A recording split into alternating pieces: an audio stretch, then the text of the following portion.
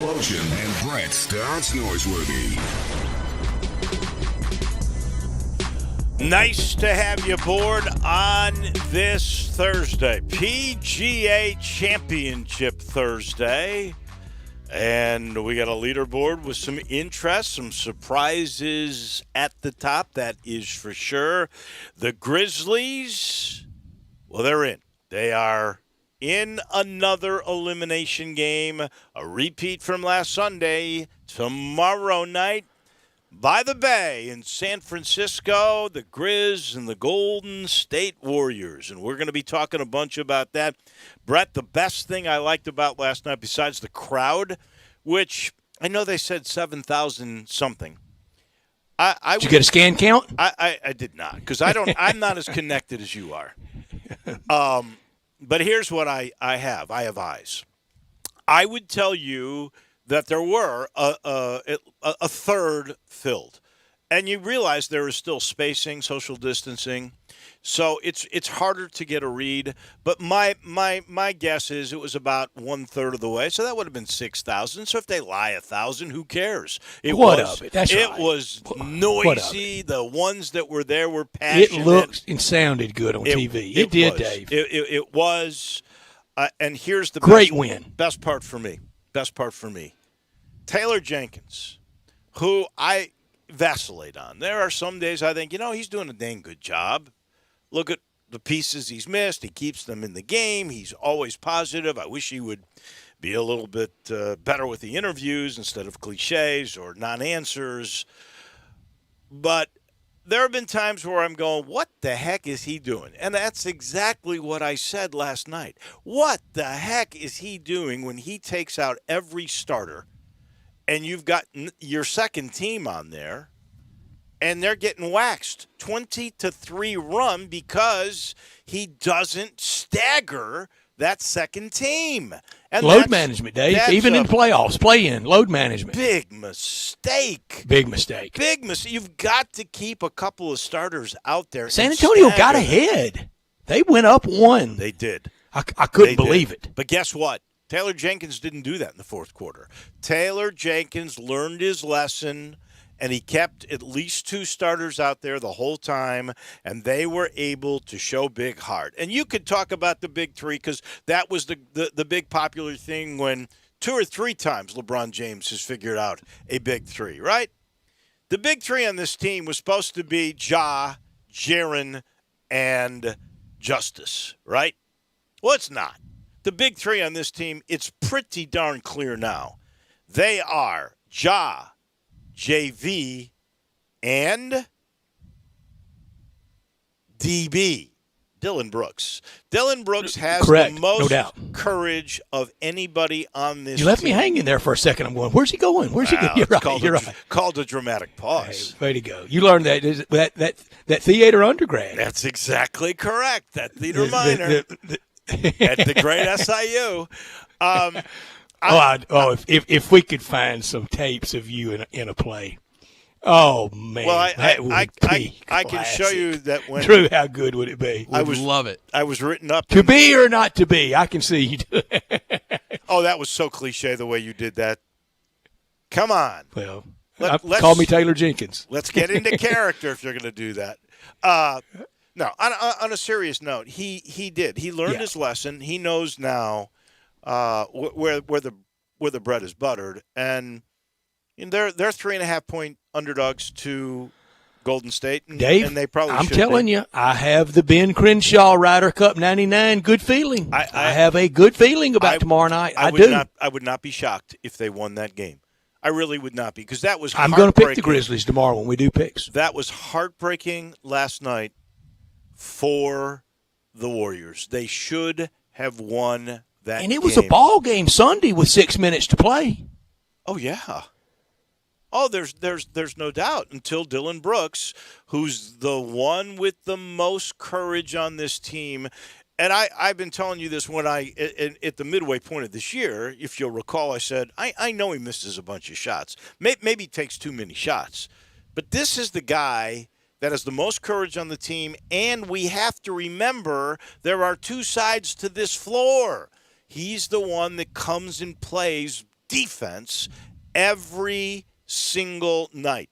And what he did with DeMar Rosen last night, what he held him to about 28% shooting, it was marvelous. Boy, Rudy Gay. I'm telling you, Rudy Gay looks like he did 5 years ago. Well, I said yesterday, surely, please don't do that to us, Rudy. Never thinking it might be Rudy and Georgie doing it to us. Oh, Georgie. Those were great Georgie minutes. Oh, you know what I loved about the Georgie minutes was when he went in and he tried to be tough guy with JV. And he did. He had 2 cheap fouls where they were, they were a little goony. They looked a little bit like the Tampa Bay Lightning. Boy, you're on the Lightning. I don't like goons. And that's not Georgie, but it was amazing that 2 ex-Grizz could have done in the Grizz. But they almost did. They didn't. They didn't, and that was a great win. 39 wins. That's worth a lot. Yeah. And what about JV? 20 and 20 after 3. What do you end up with, 23 and 23? I mean, that is a good number in NBA circles. That's incredible. And you hate to say it, but let's just go ahead. And we mentioned that the Warriors probably should have won the game last night, but LeBron delivers a triple-double. And most importantly, with the game really on the line, he heaves a desperation 3 at the end of a shot clock near the end of the game that goes in to give them the lead, which they ended up holding up. Great night for the NBA. But the reason it was, and I haven't seen the numbers on there yet, but I bet they're really good, and that's why I think that playing format is going to continue. But here's the point I was going to make regarding the Lakers and regarding JV. You know who didn't play for the Lakers last night in a critical game that was going to determine whether they were in the playoffs or having to win another game to play in the playoffs? You know who wasn't on the floor for 1 second? A coach's DNP, coach's decision? Marc Gasol. Who was the star last night for the Grizz between Dillon Brooks and JV? I'm addressing it momentarily in Top Story. Both of those people. That really was that was fun last night, and the crowd was really into it. And 6,000, 7,000 doesn't really matter. The passion was there. I think they helped Ja Morant make that final free throw, and that is going to be, if they lose because they shoot free throws like that, then what are you going to do? But always free throws in Memphis. It sure seems that way, and I don't know what we have to do. We have to change somehow the lighting or something in that building. I mean, is there some sacrifice? Are we paying the sacrifice with the broken bridge? Is that it to fix the free throw shooting in Memphis going forward? Maybe that's it. That's as good a thing as I can. Who broke our bridge? Come on, step forward. But you know what? That goes back to Memphis. And dang, that's why you can't have nice things. Somebody broke our bridge. Look, Memphis missed free throws against Houston. In Houston, they missed free throws against Houston in Fort Worth. The Tigers, going back to 2008, missed free throws in free throws. In free San throws. Antonio. Always free throws. I mean, the Tigers just miss free throws everywhere. Doesn't matter who the coach is; they miss free throws. It's amazing. What's the sacrifice we got to pay? What's the penance? What's the pain? Sacrifice that old bridge. That's what we do. Build a new one. Build a new bridge for the sake of the Tigers and the Grizzlies. Dave, before we go too much further, you may want to join me, but I certainly have to do it. Oh, our friend Drew Barrett, a huge apology. We had a good time at his expense yesterday. No, not yet. I do over my shock pick. Cameron Champ, I'm going to rename Cameron last place. Well, since you brought 82. But now I've seen Andy Sullivan listed as both today. Drew, you picked Andrew Sullivan. I've seen Andy Sullivan. I said Andy. No, the same person. I think you said Andrew Sullivan. And you did, Drew. And Andy Sullivan. I said Andy Sullivan. I can go back. Well, I can tell you right now, Andy Sullivan is 1 under, but Andrew Sullivan is 4 over. So we got I don't believe there is an Andrew here. Sullivan in the field there, Dave, but I clearly said Andy Sullivan. But your shock pick is doing much better than mine. 82 by Cameron Champ. He only beat John Daly today, JD 85. Well, can I just say this seriously? I'm snake bit this year so far, but there's plenty of golf to be played. But we've told you that, and that's why everybody's going against you, not telling you to your face. Well, it could be. Maybe I'm done. Maybe I'm washed up. You might be right. Because here's what I came down to. David happened to Sinatra. I mean, it was sad to see, but well, he could still do it his way. Come on, wasn't quite the same. People were just really being nice about it. Doing all the extensive research that I do for these picks, I came down to 2 players for my shock pick. And I was certain both of those were going to do well. But I went with the sweet swinger. I chose Charles Schwartzel instead of Keegan Bradley, who's at the top of the leaderboard with a This is kind of a recurring thing with David and Drew. par. Every week, it's really that is. guy that he almost took. He was on my list, I swear. It's always been that. Can I just say this to you? The odds are, this should put fear in your hearts. The odds are that if I'm this close with these guys that I'm just missing, I'm going to make them in the end. That's You what usually turn it around in happens. Memphis. Memphis is usually the magic potion for you. I say the Andy controversy, and I look at the official pad now, just barely out of camera shot, and I see it as shock pick Andy Sullivan. That's what I did write down. Let me see what I wrote. I said so Andy. maybe double apology to not Andrew, but Drew Barrett. I hate to say it. I wrote Andy Sullivan, too. I did. So But two apologies. But you to know Drew. who he also picked? Guy who shot a 76 today, Rory McIlroy. He also picked him. Who cares? I'm about to win quad. You're not winning this, man. You are not winning this. 2 shots off the lead. I mean, only 7 holes in, but Exactly. 2 shots off the lead. Yeah. John Gowen texts me as we speak. The good question going forward. So he says. So the big question is, what is a good round this afternoon, and what can you do in the morning after you go afternoon morning in somewhat calmer conditions? Yeah. If you scratch out a 1 or 2 under today, and then it's a little more benign in the morning, and you could have the 5 or 6 under, you're in good shape. That's a good question from John. But I think it's a great question from John. If the best in the morning was 3 under, I would say 1 under in the afternoon is probably really, really good. Golf course won so far today, hasn't it? It's windy. I'm watching it as we speak, and it is windy. And, man, I love it. Isn't it Don't you? something to see all those people? It's Hey, great. It is great. And you feel the momentum. You felt it last night. People that are going to the Redbirds, people that are going out to college baseball, the news about most every Major League Baseball stadium increasing or getting to 100. I mean, you really feel the momentum, and you really feel that it's over. I mean, maybe not quite to the tape, but boy, we're at the 3/4 pole or further. If we were doing our old baseball thing, bottom of the 9th, 2 on, 2 out. It's almost over.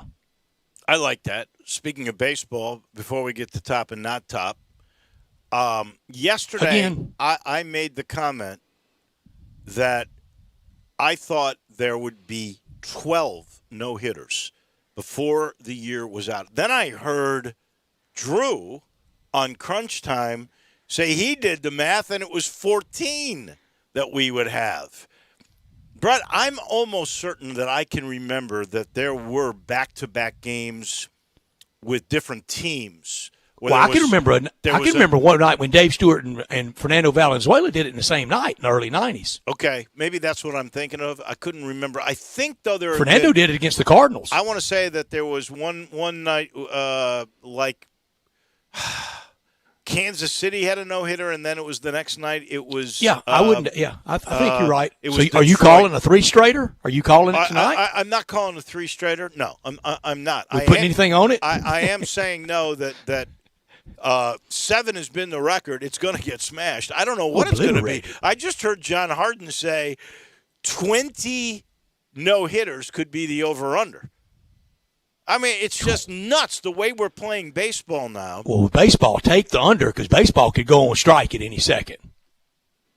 You think so? Well, no, but just with their history, I mean, and it's always something goofy with baseball, isn't it?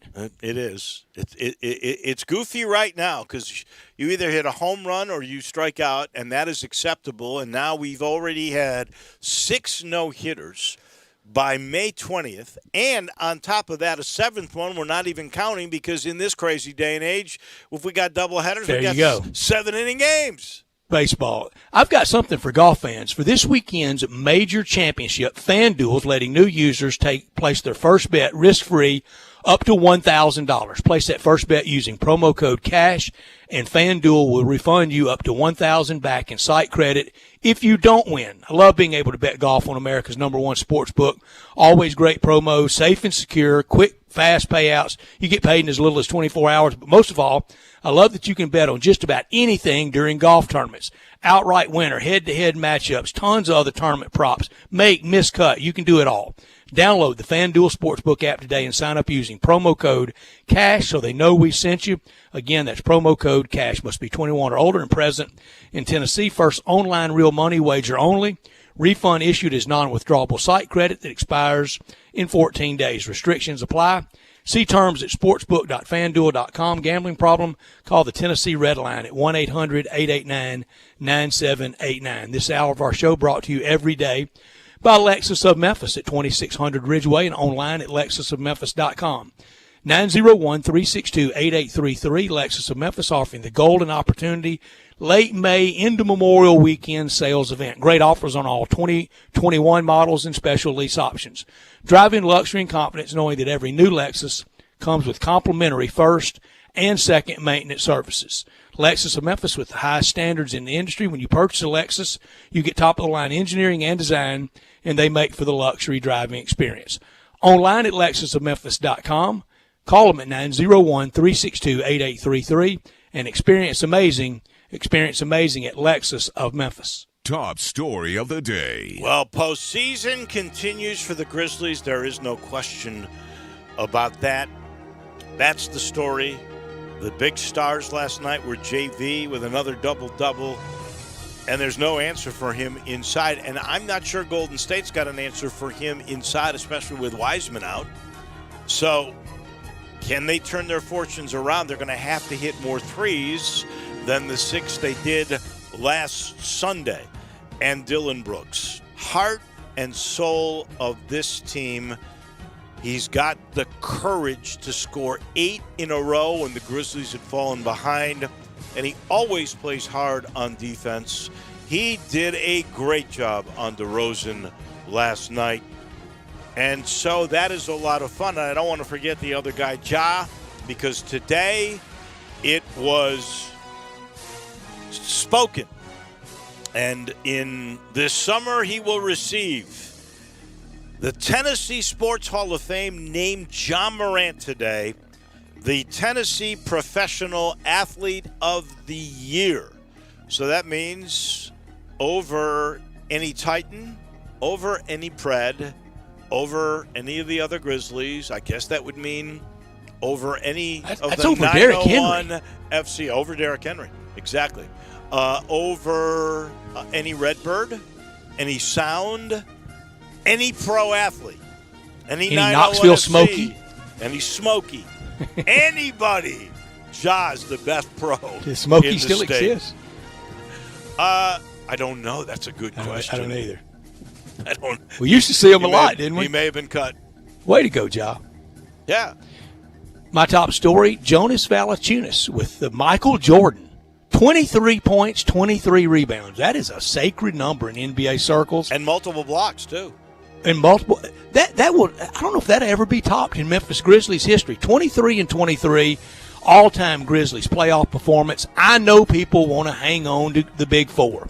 I know they want to hang on to grit and grind. And the Big Four that really didn't win anything. They want to retire numbers. They want statues.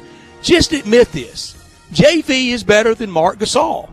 He doesn't have the supporting cast Marc Gasol had, but individually, JV is better. But keep on gritting and grinding. And today, Drew, you had a great tweet. There's two things Grizz fam on Twitter loves. They love them some John Conchar, and they hate everything else. in defense of Marc Gasol, in comparing him with JV, and look, not even Zebo ever had a 23 and 23, but JV is never going to be known as the defensive player of the year.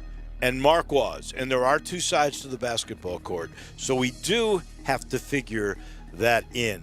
But JV has been underappreciated, I think. So your point in that regard, absolutely, beautifully taken. Not top story of the day. Well, we speculated about this. We thought we were going to find out about this. And today we heard the word. It's official. The Tigers are in the preseason NIT in Brooklyn Wednesday, November the 24th, a Wednesday before Thanksgiving. They will play either Iowa State, Virginia Tech, or Xavier. And then on Friday, after Thanksgiving, the 26th of November, they will play either Iowa State, Virginia Tech, or Xavier. So that's... Football on Saturday against Tulane, isn't it? That's right. So that will be a lot of works beautifully fun. For the voice up. It sure does. And I got to tell you, the Tigers are now one of 14 schools. This was in that release, and I didn't realize it. It's only 14, which is amazing to me. So you have to go back the year before Penny. But the Tigers have had 20-win seasons, 4 consecutive years, and there's only 13 other schools in the country that can say that. And hadn't had a losing season since 99. Is that right, Drew? That is correct. It's not had a 99. losing season in the 21st century. That's amazing. That's worth something. That is. That's worth a lot, I think. My not top story, 6 no-hitter in 49 days, Yeah. 7 weeks of baseball. So in 7 more weeks, will we be at 12? I don't think 12, but at least 2 more in the next 7 weeks for Sure. a lot of reasons. The batting approaches are horrible. Yep. Pitchers are real good. And the ball got unjuiced. You're right. We got a dead ball. You're 100% on every front. The pitchers are in a good rhythm. The ball is incredibly important. There's no doubt it's been turned deadened, down. just like it was too juiced a year ago when we were seeing balls or 2 years ago when they were getting pounded out of every ballpark at an alarming rate. So they overreacted and they dumbed it down too much. And then you're so on the money. I've been saying this. It's the hitting instructors' teaching methods. It's the coaching. They're saying, we want long ball. We want home runs. It's no longer embarrassing to strike out. If you hit a home run every 25, 30 at-bats, it doesn't matter how many times you take a K. It doesn't matter how many times you make contact with the ball. They just want the home runs. And that approach is why we're seeing so many strikeouts and so many no-hitters. You are so spot on with all 3 of those fronts. We got a busy show coming your way. Peter Edmiston on the game last night. You know Peter from the morning show. He will be with us, and we'll get his take on last night's win over San Antonio and the big showdown tomorrow night with Golden State. We'll do the same with Keith Smith at 4 o'clock, our NBA writer from Yahoo. We'll get his sense of the Grizzlies and the Lakers win last night and all of the series in the NBA. Then at 4:30, we'll go over the PGA a little bit more, and we'll bring in the executive director of the WGC Memphis. That would be Daryl Smith. So we'll talk about the PGA, and we'll get a glimpse of what's going on out at Southwind for the big showdown in Memphis in August. And then at 5 o'clock, as always, we will talk Tigers with Greg Gaston, and that'll be a lot of fun. We got the NIT we can talk about, and a whole bunch of other good stuff. And speaking of which, we may know because that kid Quincy Guerrier is supposed to make his announcement here momentarily. Already made. Oh. Don't tell us. At the break, when we come back, we'll let you know where Guerrier is going to go. So we are now officially underway here on the Thursday edition of Sports Time. Greg Gaston and Eli Savoy get you through lunch daily from 10 to 1. Well, lunch is served. Only on Sports 56, 98.5 FM, and 96.1 FM. Did you know nearly 40% of men under 40 and over 75% of men over the age of 40 experience sexual performance concerns? At the Memphis Men's Clinic, their experienced physician performs a comprehensive evaluation that determines which specific issues may interfere with your sexual performance. These issues can vary and range from anxiety to medical issues, low testosterone, or erectile dysfunction. The Memphis Men's Clinic has evaluated hundreds of men of all ages over the years and reestablished a normal sexual life. The Memphis Men's Clinic will work aggressively to resolve issues and allow you to restore your sexual health and overall well-being. That's the Memphis way. If you're 20 years old or 90 years old, come and get cared for the Memphis way. Treatment that's based on your specific needs after a professional clinical evaluation by their experienced board-certified physician. Call the Memphis Men's Clinic today at 901-443-0475 or visit memphismensclinic.com. Mount Moriah Auto Sales. What sets them apart? Great selection, quality, high-end to low-end cars, and low mileage. Mount Moriah Auto Sales is under new management. Ask for Emmett or Steven. Check out their great selection of cars or trucks. Choose from Dodges, Jeeps, Fords, GMCs, Infinitis, Porsches, Range Rovers, Lexus, Mercedes, BMWs, even Bentleys. Mount Moriah Auto Sales also has a great service department with 12 bays for everything from oil changes to alignment to new tires. Go to MountMoriahAutoSales.com. Pick out your like new car or truck today. Mount Moriah Auto Sales, right on the corner and right on the price. At Jason's Deli, when you're dining in or picking up curbside, you can expect wholesome food and no surprises, just delicious sandwiches, crisp salads, and quick quality meals made with the freshest ingredients and no artificial trans fats, MSG, high fructose corn syrup, or artificial colors and dyes. Around here, a lot of thought goes into what we put into our food and what we take out of it, because you're not just taking a bite, you're getting a taste of who we are. New items are constantly being created to expand our menu for all tastes and special diets with vegan and gluten-free options available. Convenience and on-time delivery you can count on. It's just a click away at jasonsdeli.com, so whether you need to feed 5 people or 5,000, the team at Jason's Deli, they have the credentials and the commitment to keep you satisfied. Freshness is nearby at Jason's Deli with locations at Ridgeway in the Park Place Center, Poplar and Highland, Germantown Road in Cordova, and on Goodman Road in Olive Branch. Jason's Deli. It's wholesome food and no surprises. Now, back to Sports Time on Sports 56 with Wolo and Stats. This hour of Sports Time is brought to you by Lexus of Memphis. Here once again are Dave Woloshin and Brett Norsworthy. Welcome back into the Family Leisure Studios. I told you how beautiful it looks inside Family Leisure these days. Seriously, it is gorgeous in there, but they're going to run out of pools again. And remember last summer? Some of you were bummed because they ran out. So don't face that problem. Get there right now. You get a good price. They're going fast, and they'll bring it over right away if you get there quickly. Same thing with spas. They're in stock. They're ready for delivery. The 2021 patio furniture, well, they're gorgeous. It's another reason you got to go in, because I've never seen it displayed more beautifully than it is right now. And I like the prices, because on some select sets you can get up to 20% off. And then there's this play gym. Swing in the spring with a brand new play gym. I recommend professional installation.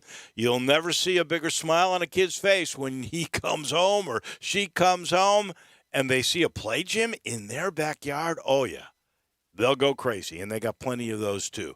All you got to do is get to I-40 and Whidden Road. You go a little north, look to your right, you'll see this place, and it's looking better than I've ever seen it before. Family Leisure, where family and fun all come together. When I was giving you the rundown, I failed to mention we're out of here a little bit earlier. We will be gone by 5:30. We'll hand it over to David Kellum as Ole Miss will play at Georgia, and they will begin their broadcast at 5:30. We mentioned Quincy Guerrier. He was down to 4 schools. If I recall correctly, it was Illinois. It was Arizona State. It was Memphis. It was Oregon. He just made his pick. Drew Barrett knows the answer. Where is the former Syracuse star going to go? He will be playing basketball at the University of Oregon next year. I think we would have already heard if he was coming here. So I am not totally Shocked. You know why? Because we have sources. Sources and Inside a intel. lot of wing players just like Guerrier. In fact, Guerrier is probably one of the answers that they have figured out for the loss of Chandler Lawson. So there's you could say maybe that was a trade. Who knows? But that is the way it worked. In the meantime, I always love chatting. Peter Edmiston with 56 Mornings joins us now. And Peter, what's the best thing you liked about last night's W? Gentlemen, Hello, Pete. Good. It's good to talk to you guys. Yeah, Man, good to talk to you. I'm happy to be back in the afternoon. It was first of all, it was just great to have something approaching a normal atmosphere back, and it was been a long time since we've had fans that actually could be heard and could make a noise, make noise that could make a difference. That was awesome. Really, it's been a long time, but we're seeing the shoots, the green shoots starting to emerge, and so that's all very, very good. I like my hydrangeas. I like your hydrangeas, Brett. Your world famous Brett's hydrangeas that we all know and love. No, it was that part was great. And I do think at the end of the game, when John Morant, Grizzlies were only up 3 and he had missed the first free throw, and you're thinking, oh God, it's another Memphis free throw situation. Tigers, Grizzlies. Why can't somebody make free throws in this building?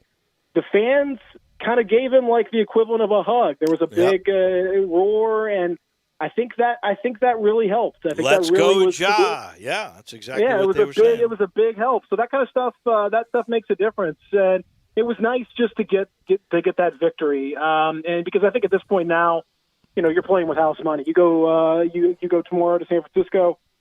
You're not going to be expected to win. You were there less than a week ago and got beat pretty good. So you're playing with house money now. You can just go and have some fun. And Peter, last night, did I see a less than interested, unengaged Greg Popovich? It's so hard to say, Brad. I mean, like, I thought he's kind of looked that way for a little while. I think he's very interested. I guess what I would say is I think he's very interested in his players, but I think he's not that interested in the performance. I just don't think he's really just, motivated by winning everything at this point. He seems much more interested. He skipped the game last Saturday to go see Tim Duncan inducted into the Hall of Fame, which is, obviously totally understandable. But, would the old Popovich have skipped a game which you're, fighting for a playoff spot? No. I don't know. I think he's more just into, he's to that age where, he's kind of a proud grandpa in many respects of his players. You don't feel an announcement coming, do you? I wouldn't have been surprised in the last 2 or 3 years, honestly. So I think he's a wonderful coach. But we talked about it some this morning. I mean, people talk about the coaching matchup in the last, since they won that championship back in 2014, he's won 2 playoff series, and they just have not. They've not really been a factor. So he doesn't have the same fastball. A lot of that is just personnel based. But I think even from the decisions that he makes, I just don't think he's not the old Popovich. I'll put it that way. Well, he called 2 timeouts in the first 5 minutes of that game. I mean, he was trying to get his team to respond. This team clearly is lacking in talent. I hate to say it, but there's some odd parts. They lost Aldridge, and they did not replace him by any means. Their best player, DeRozan, is not a 3-point shooter at all in a game now that you have to have threes. They lost 11 of their last 13, if you count last night. That is really not like Greg Popovich. So I just think he knows he doesn't have the horses, and maybe that's why he's a bit disengaged. But I really do think he coached hard in the beginning of that game. Look, he got him back in it. I think it's also weird that he's starting to look a lot like Don Nelson from back in Hawaii. I'm wondering if he's got like a pot farm or something going in the back. So is he going to go from? Don't we all? Is he going to go from a sommelier in wine to starting to grow his own? What is that? Maui Wacky, whatever that. Yeah, the Maui Wowie. Yeah, the Maui Wowie. That's Don Nelson's thing. Yeah, what's you know what it is. What's the marijuana equivalent of a sommelier, Dave? What is that? Who pairs the right Ganja with the right meal. That's a good. That's a I knew a great guy in question. high school that knew this answer. I think there's It's a called the Ganja Guru. How's that? I think there's a budding cottage industry here, if you know what I mean. Accent on the budding for sure. I think sure. it is. You know, for the Grizzlies though, I thought a couple things that stood out last night. I mean, number one, obviously Jonas Valanciunas was outstanding. He was gassed to the gills. Oh, yeah. He played 38 minutes. That's about the max that you're going to get from him. But he was phenomenal. I mean, he's been so good, so consistent for this team. And a lot of times their offense is just kind of drive in and throw the ball up and let Jonas go get the rebound and do something better with it. And that works. You know, John Moran does that a lot of times. He's talked about how he'll go to the rim and just sort of throw it up, and he knows he's probably not going to make it, but doesn't really care because as long as he can get it up on that rim, Jonas will go get it. That's what happened a lot last night. You know, Dylan Brooks is a two-way player. He's something else, man. His attitude, his approach, his energy level, the commitment. You could say what you want about shot selection or whatever, but man, he brings a Tony Allen level of intensity and one-on-one defense with a better, offensive game, more of an ability to actually do some stuff on the offensive end. I mean, he was such a difference maker. He's got guts. For the team. He's got guts, and there's not everybody in that team does. He is fearless. He's unafraid and unabashed. What you see is what you get. Now, we didn't see him the last 6 minutes on Sunday afternoon, and that was critical. But up to that point, Peter, that was a game. I've got a good feeling about tomorrow night. I'm calling it. Grizzlies win. Hey, if they can keep Dylan Brooks on the floor, as you mentioned, when it was tied at 91 when he fouled out with 6 minutes to play, and that really was the difference in the game. And the Grizzlies just kind of messed around. The problem is, at this point in time, what we are seeing is it's a little bit like the classic football saying, if you think you got two quarterbacks, you probably have zero. The Grizzlies think they go about 11 or 12 deep.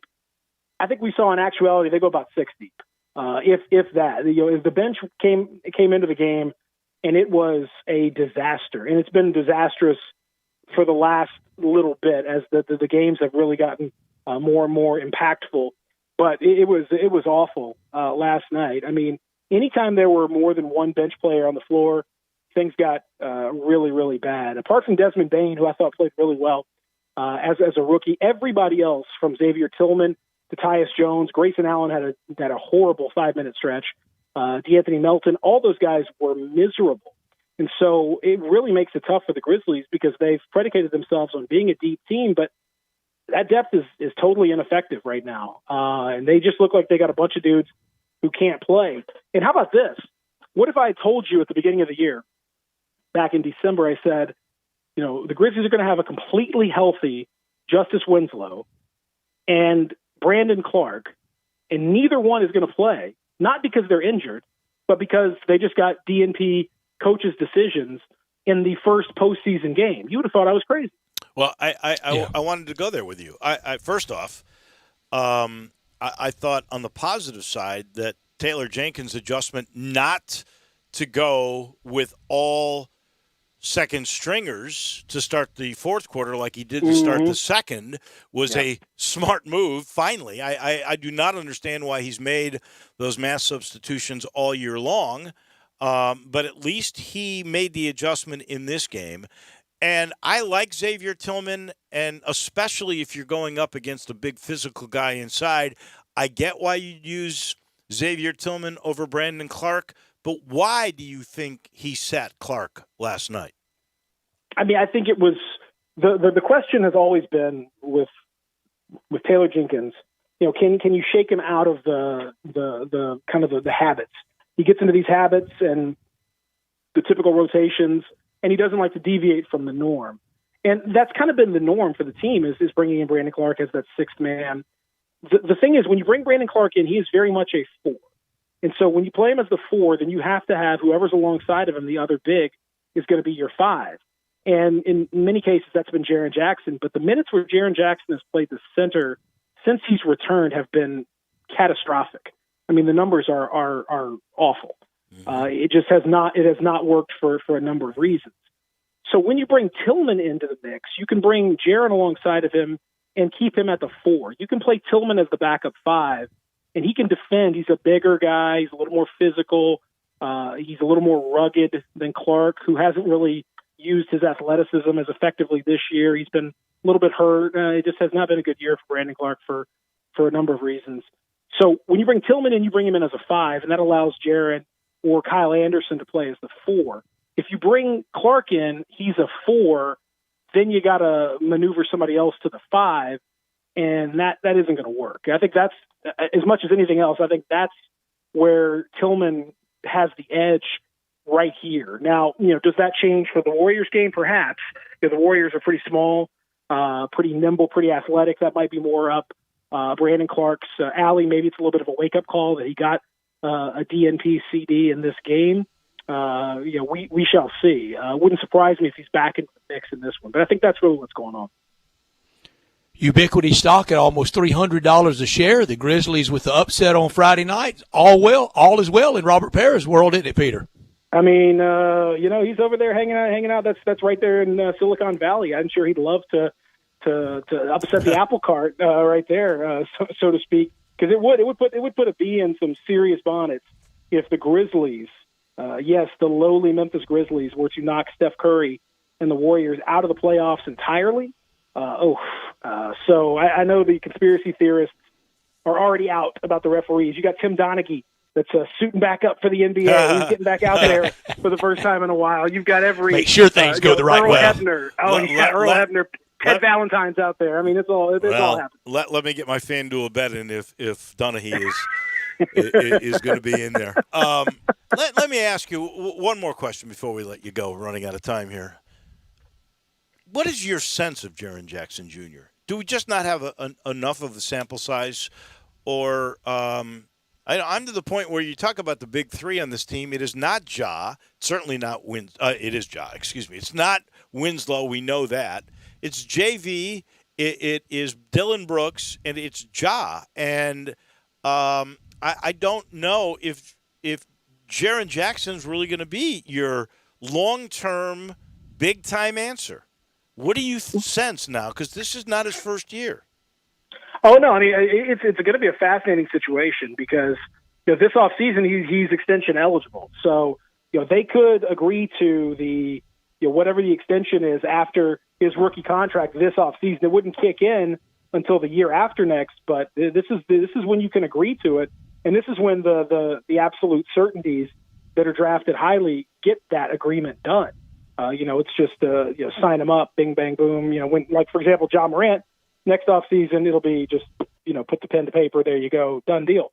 It's a little bit trickier with Jaren, and they're going to have to make that determination about are his injuries an overwhelming concern, or were you just being extremely cautious?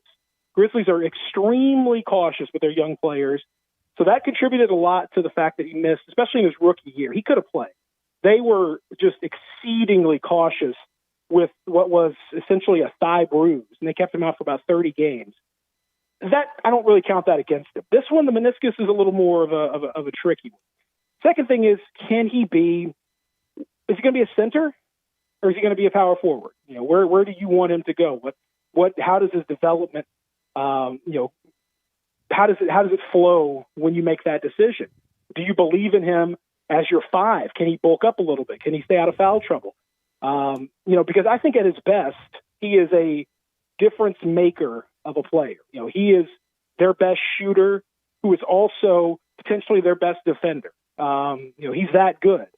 But we haven't had any opportunity to come close to seeing that guy in a long time. So it's a little bit of a leap of faith. His upside, guys, it's still unlimited. But he's getting older, and you're starting to roll the dice a little bit. So it is a really intriguing offseason for this team to figure out what, if any, kind of agreement they can reach with Jaren. No doubt. Thank you, Peter. As always, we appreciate it. We'll listen to you tomorrow morning. Great talking to you guys. Y'all be good. Thank you, Peter. Thank you so much. Peter Edmiston from Sports 56 Mornings and The Athletic with us.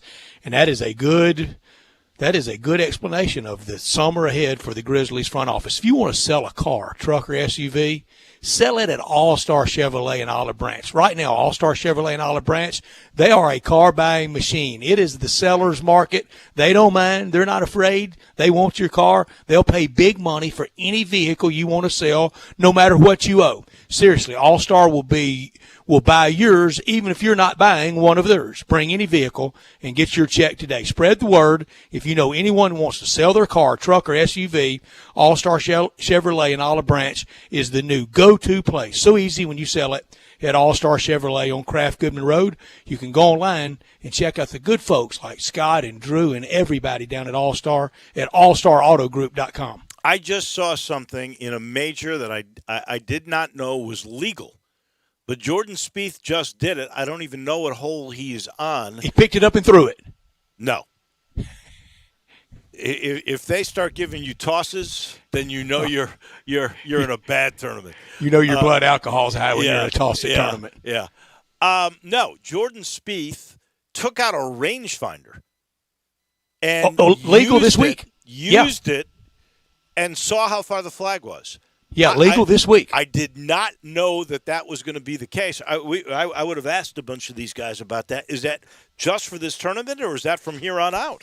It's for this one, and the pros don't like it. They say it's going to slow things down, not speed them up. Why? How does that slow things down? Dave, you know how myopic they can get on everything. Yeah, but if you take out your distance book, which they do, instead of walking it from a sprinkler then they want them to double check it and walk it.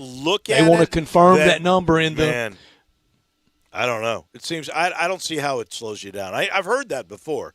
Maybe Daryl Smith will have a good explanation of that in a little bit. This portion of the show brought to you by Grind City Brewing and that wonderful new craft beer, that malt liquor that is called Tiger Tail, the official craft beer of the University of Memphis. It used to be you could only get Tiger Tail at the brewery, which is in Uptown, Grind City Brewing. Then it became so popular, it started to go into spirit shops, like our friend the Spirit Shop at Poplar and St. Nick. Now it's so popular, you can get it at Kroger. And it's just the easiest drinking beer. I promise you, it's got a great flavor. Bold, smooth.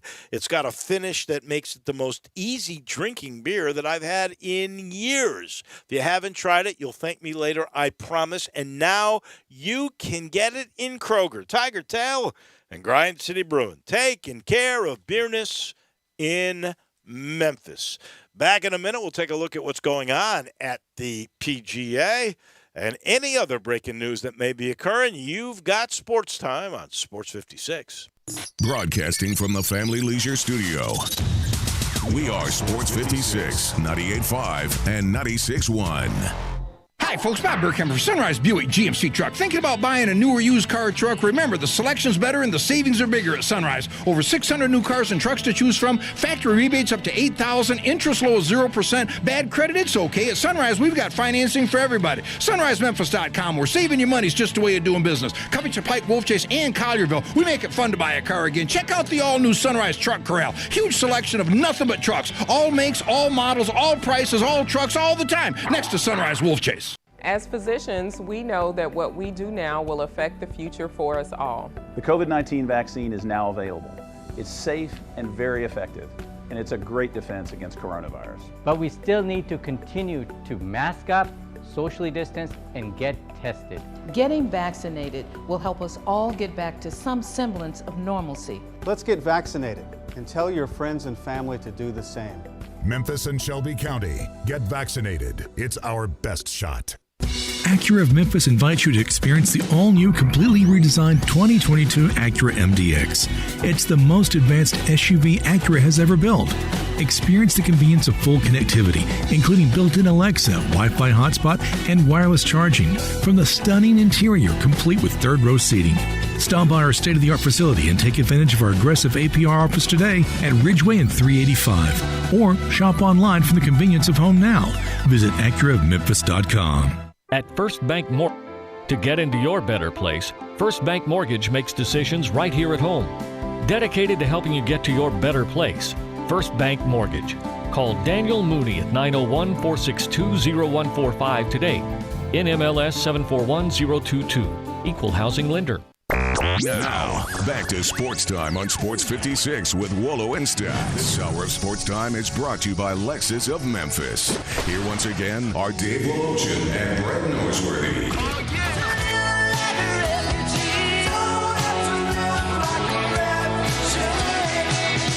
Welcome back in, cruising through our very first hour, right in the middle of the PGA. We're sitting atop the leaderboard, a guy that we thought was damaged goods. Nobody took him. Brooks Koepka, 3 Double under. bogey on his first hole today. He can't go downstairs, Dave. He's 3 under, Brett. He shot a 69. He can't walk, but he shot a Can't hold up. 69. He The can't. guy that was the pick yesterday of our friend Doug Bell from Sirius XM PGA Tour Radio. The Norwegian. Victor Hovland is 3 under par. The guy I almost picked. Oh, these almost picks. As my shocker. Last time I checked, this isn't horseshoes or hand grenades, so almost doesn't count in anything. Or parallel parking. Keegan Bradley is at 3 under par. So is Corey Connors. You liked Aaron Wise a few weeks ago. You want to claim him for this week? No.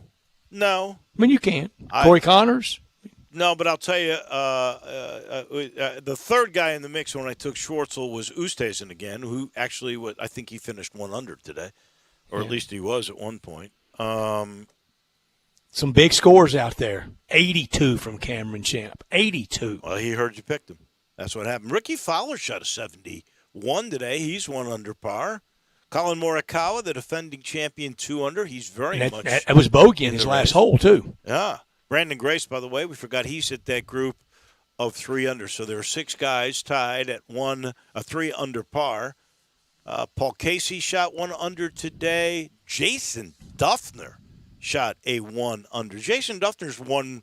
Champ in 2013. His one major is at a PGA. At Oak Hill, same place as Sean McKeel's. Yep. Sean had a okay round going. I don't know how it finished up. I saw him at 2 over right off the bat. We'll go through. That's okay. We'll get to him. For a guy that's really not playing, that's pretty good. No. John Rahm is 1 under through 11. Justin Rose 1 under through 10. Gary Woodland, who was another guy I had in my sights, who's like 52 in the world. He's 1 under through 10. He can still hit the ball 1.5 miles. Now almost in my sights. There's it just expands. Andy Sullivan 1 under, and now he's halfway home. But unfortunately, he's got to play that windy, tough side next. He sure does. So tonight in the basketball, losers out, right? Indiana at Washington. Help me. Losers out. Correct. Losers out. All right, I take Washington. Drew? I'm also going to take Washington, but I am not very confident in it. I mean, Indiana looked really good the other day. Washington didn't, but wasn't Indiana. That was Charlotte looking bad. Bradley Beal can't have 2 back-to-back bad games. He just hasn't all season. I'll tell you, I'll put my money on Bradley. I'll tell you what. Russell Westbrook didn't look very good in that game either, but he's not going to have 2 bad games in a row. Who do you have, Dave? I think it's a group lock. I'm going with Washington. Ooh, I think I'm going to start picking this way on whatever place has the higher capacity. Interesting. Well, I do think, because I touched on it, and Peter said the same thing. I don't know if Peter was there last night. I meant to ask him that. I did not see him. I did see Anthony Sane. I thought that the cheering for Ja when they're like, let's go, Ja, after he missed that first one. It helped. I do. I believe that it really, truly did. Where did you hang him. last night? Did you have to hang up with the hoi polloi and the regular media, or did you find somewhere else that liked? No. I decided I was going to go where they assigned me just because there is protocol in place. So went to one game, so you're going to play by the rules. So I went to the place because when the Tiger games were being done, it was in Suite 16, and there is a media area, which is a better media area. It's in the end zone, but it's lower. And so I thought that's where I was going. I got there, and I saw Mark Giannotto. I said, hey, Mark, how do you get down to this level? He says, well, you really got to go back to the concourse level. But, Wallow, you're not here. You're on the other side. Oh. So I had to go all the way indignity. up to the pinnacle level, walk all the way around. Truly with the hoi polloi. I was sitting next to Greg Gaston. So sorry you had to sit where me and Brett sit every game during the regular year. We literally sit beside each other there every year. Busted you out is beautiful. You're not sitting here. But I'll tell you, it was interesting because so we're basically behind that big stage they use, and that is where the cheerleaders were. That is where Grizz. We know the area, don't we? Grizz we know where it is. You don't have to explain it to us. So there were people standing in my way a lot. I paid property taxes up there. I've been there so much. A lot. Speaking of property, you know, when people talk about real estate, they say when you want the job done, you call Sheldon. That's Sheldon Rosengarten, Mark Spensdorf. The hottest new listing he and Hugh Mallory have just placed on the market really earlier this week. It is on this premier lakefront lot in Germantown's prestigious Glen Alden. That is 2218 Otterburn Lane. It's got 6,700 square feet, a pool, a wine cellar, perfect for me, and a sauna, and was just recently totally renovated. Glen Alden is a 24-hour guard-gated community with that lake and other amenities right across the street from the highly desired Dogwood Elementary School. So if you got young kids, wow, this is the place for you. Whether you live in East Memphis, Germantown, downtown, Midtown, or you're just thinking of selling, hey, talk to 2 or 3 real estate brokers. Just make sure that Sheldon and Hugh are a couple that you will chat with. Their experience, that strategic marketing program, it sets them apart from all the others, just like hearing about your home right here on this radio show. You reach them at 483-0546, or even easier, MemphisRelocate.com. That's an hour in the books. When we come back, more on the NBA. To Orlando we go. Our friend from Yahoo, Keith Smith, is next.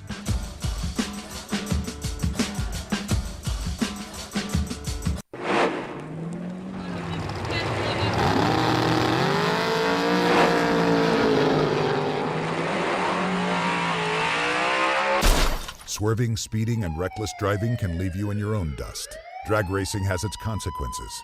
You can lose your driving privileges, your vehicle, face jail time, or even lose or take a life. So slow down, Memphis. The life you save may be your own. Brought to you by the Memphis Police Department, Traffic Operations. It's happening again at Family Leisure. Don't miss out again this summer because pools are going fast. Spas in stock now, too, and they're ready for delivery. New 2021 patio furniture, state-of-the-art in stock now, and up to 20% off select sets. Swing into spring with a brand new play gym, professional installation available. The temperature's rising, and so is the service at Family Leisure. Family Leisure, I-40 and Whidden Road, where family and fun come together. Hey, I heard that you just got a new car. Yes, I sure did, and I could not believe how simple it was. Really? Tell me what happened. I bought my car at Cars Inc. They are family owned, and the choices of cars were the best I've ever seen. They even said they could price match with anyone and help me with whatever financing I needed. Wow, it does sound like they know what they are doing. Their family has been in the car business for over 30 years, and they're excited about being in Memphis. Where are they? 5095 Cummington Way, and their phone number is 901-623-7180. Do you know one of the best things you can do for your employees or family's health? Provide Arctic Clear bottled water. Arctic Clear bottled water is your locally owned and operated bottled water provider. Arctic Clear is 100% natural spring water with free delivery and setup, dependable service, and no long-term contracts. What an easy choice. Call Jeff Manus today, 901-382-2363, or visit arctic-clear.com. Arctic Clear bottled water. Call now, 382-2363. That's 382-2363. We are Sports 56 WHBQ Memphis, W253DF Memphis, and WIVG Tunica Memphis. Flynn Broadcasting Stations. Now, more of Sports Time on Sports 56 with Wolo and Stats. This hour of Sports Time is brought to you by Homer Skelton Hyundai. Here once again are Dave Woloshin and Brad Norsworthy. Welcome back into the Family Leisure Studios. What a gorgeous day it is today. We got lots to talk about. Another showdown by the Bay in San Francisco tomorrow night for the Grizz after they knock off Greg Popovich and the not so talented, honestly, San Antonio Spurs. So the Grizzlies really now have one more elimination game, and if they can do that, they will play in Utah on Sunday. I mentioned how gorgeous today is, didn't I? It would be a perfect day to play golf, wouldn't it be? And, public golf right now, Memphis City Golf back, terrific. Now that we are getting warmer nights and a little bit of humidity, the Bermuda is going to really start to grow, and the city courses are just gorgeous. And if they're not totally gorgeous now, wait until after all these renovations. That new renovation at Overton Park, it won't be ready till the fall. But, folks, this will be for junior golf a whole new revelation for young people. It's going to be spectacular. And to the group that donated $2 million to just love golf, I salute you. I commend you. There's going to be a total redo of Pine Hill. But we got a summer, and there's a lot more competition. There's going to be championships of Galloway. I mentioned yesterday was the last day you could enter for that. Audubon, Fox Meadows, and the aforementioned Pine Hill.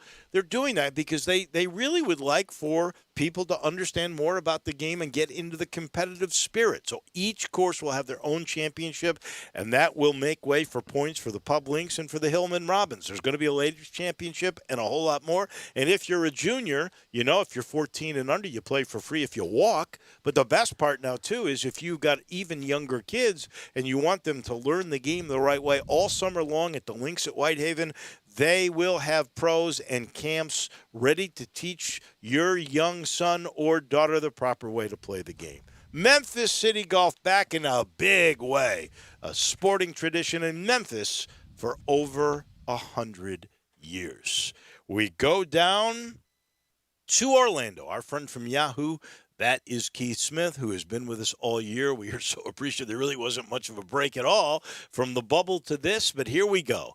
The play-ins almost completely finished. Last night, the Grizzlies finished the Spurs. What is your take on the way Memphis played last night? Good afternoon, Keith. Hey, good afternoon, guys. Thanks for having me. Yeah, I think the Grizzlies, they handled their business. They got a little, tighter than it looked like it was maybe going to, but they played well when they needed to. They looked good in the clutch. They made plays, that they had to really put that Spurs team away in the end, and they're still playing. And at this time of year, that's all you can really ask for. It really is. And on Twitter, you had your preseason forecast, and you were really close. The Grizzlies were hard to figure in the preseason. All of us were in the 34, 35, 36 win range. They exceeded that, maybe 37 for Drew, but they exceeded that. They're just as hard in this postseason figure. Hard last night and hard tomorrow night, but I'm optimistic about tomorrow night, Keith. Yeah, it would be too. I think the Warriors are, as great as Stephen Curry is, and, he might have one of those nights where he drops 60 and there's nothing you can do. But you might still even be in it even if he does that. They have been very up and down outside of him this year. Sometimes Draymond Green is a complete no-show on offense, kind of like he was last night. Sometimes Andrew Wiggins, much like his whole career, he'll come out and score 30, and the next night he might score 5, and you don't know what you're going to get from that team. So I think Memphis has a great opportunity here. They can certainly get some things done inside. So I look at it, if Jonas Valanciunas can have a big day, then I think they've got a chance to win this thing and get that 8 seed. The other guy that was instrumental, I thought, in the Golden State win on Sunday was Powell, who comes off the bench, and he had a game earlier this month where he had 38 points. I mean, that guy can be a difference maker. He was rather pedestrian last night. And I wonder, Keith, the mental toll, because when you had the big lead that you had there and you really sort of gave away a game you should have won, and LeBron was very fortunate to hit that last shot as the buzzer on the shot clock was going off late in the game. I mean, he just heaved it, and it was fortunate to go in. But he did a lot of good things. He had a triple-double. I'm not trying to take anything away from him, but he was fortunate with that one. But how do you get over that kind of a loss that quick? Yeah, it's really tough. Now, the one thing that I think if you're the Warriors, you look at and say, hey, we've still got, some guys on this team that have been there, done that in big moments. I think they know how to put a tough loss behind them and move on to the next one. But it's one of those things I think we might know kind of early, where their mindset is at. If they're engaged defensively and they're ready to go, then the Warriors are going to make it a game the whole way. If Memphis is just kind of strolling to the basket and getting layups and everything else that they want very easy, then I think the Warriors might have packed it in on the year. Keith, how big of the collective sigh of relief from Park Avenue offices if Golden State wins tomorrow night? You got LeBron in. You'd have a dangerous 7, a dangerous 8. Those markets, those branded gold standard players. Washington wins tonight. You've got a bigger market in our nation's capital in Northern Virginia and the whole Delmarva area, much bigger than Indianapolis. Sigh of relief, isn't it? How big? Yeah, probably at least a little bit. I don't know that they worry about it too much early. I think that becomes a thing where, if we're down to the final 4 teams, you start thinking, wow, geez, we want to make sure because I don't believe in the conspiracy theory stuff, but I think it becomes boy, we'd really like it if, one of our, big markets was here in the finals. But that said, I don't think they're complaining at all that most of the big markets are taken care of, including both of the teams in New York and Brooklyn. Both LA teams are in there. You've got, several of the other major markets are in there. And more importantly than that, there's not a lot of the games individual big stars that are sitting home this postseason. A lot of them are either still in play to be there or they're definitely there. You think they were pleased last night that the biggest star in the game was able to get through and didn't have to worry about a one-game elimination game? I'm talking about LeBron and the Lakers. Yeah, I think probably to some extent there was a little bit of a sigh of relief that they're through, but they might have also said, well, geez, one more game wouldn't have been bad. We would have got another big ratings night on Friday night had they had to play that game. And it's one of those things where we look at it. I think you could put LeBron James on a game in the park down the street from my house, and everybody's going to tune in and watch because it's LeBron James. But yeah, I think to some extent they're not upset at any rate that he's headed back to the postseason with the Lakers. All the games are set for Saturday. Heat and Bucks early, Mavericks Clippers mid-afternoon, Celtics Nets early game Saturday night, and then the late one on ESPN, Blazers against the Nuggets. And you cover the Celtics very, very, very closely. Are they breathing a sigh of relief just to get to the best of 7 against the Nets? I think so. I think to some extent they're happy that this season didn't end up in the ultimate disappointment of missing the playoffs. They've underachieved this year. There's no other way to say it. I think those of us who really cover the team, follow the team, knew they probably weren't quite at last year's level. They had too many losses to make up for, but they've underachieved. But now they're in the playoffs, and as long as they don't get their doors blown off in 4 straight against the Nets and get, really hammered and blown out in, 4 in a row, then you can look at it and kind of say, all right, we'll put this one behind us. We're on to next year pretty quickly. And, if Jason Tatum and Kemba Walker played the way they did in the play-in game, and, not that Tatum has to score 50, but if he's good, they can at least hang in there, maybe steal a game or 2 off the Nets, and all of a sudden, maybe this is a little bit more of a series than most of us expect. All right, so those are all the Saturday games. Then the Sunday game we know is the Lakers and the Suns, the Hawks and the Knicks. The Grizzlies or the Warriors will play Utah that day as well. What series do you see from all of those that we just mentioned that you feel is the biggest chance for an upset? That's a good question. The 4-5 is rarely considered to be a real upset, at least in my mind. But yeah, I think we should get one there. I think probably the place that I'll give you 2, one in each conference, where you're really looking at a true upset. I think there's a chance Portland could get Denver. If they can turn that into an up and down scoring game, that really fits Portland quite well. Denver's got good offense, but without Jamal Murray, they're not quite at the level offensively that they once were. And then when you've got the Heat and the Bucks in the East, we saw the Heat take care of Milwaukee last year in a similar type position. So it wouldn't surprise me at all if we see, the Heat, repeat last year and pull off another upset and kind of spoil that top 3 of the East that we've been talking about all year. I'm with you. I think, and I like the Bucks. I want them to win. I really do. But I think they're the most vulnerable because I'm not sure they're built for the playoffs. Yeah, I think there's definitely some fairness to that. Now, this year, what I will say is, with Drew Holiday, major upgrade over what Eric Bledsoe gave them. He's just as good as Bledsoe, if not better, because of the fit on offense. And then defensively, they're not even in the same class. And Bledsoe wasn't a bad defender, but Holiday is absolutely an elite guy. So I think they are more built for the postseason this year than they have been in past years. They don't have 12 guys that they can go to like they have in the past years. But what they did was they retooled, and they've got 9 guys you feel really comfortable with. And in the postseason, you don't need 12 guys. If you're your 12th guy, something's gone pretty wrong, and it's not looking too good for you. So I think they've got better functional depth is what I like to call it. I think they're a little more versatile offensively and defensively. So I give them a little bit better, not a little bit, I give them a much better chance this year than they did last year, but I still don't think it's a lock that they advance by any means. All right, give me a player, kind of the Tyler Hero out of the bubble, out of the playoffs last year, that most of us doing this knew about him, but maybe not, vox populi, not everybody knowing about him to a degree. Adebayo last year out of the playoffs.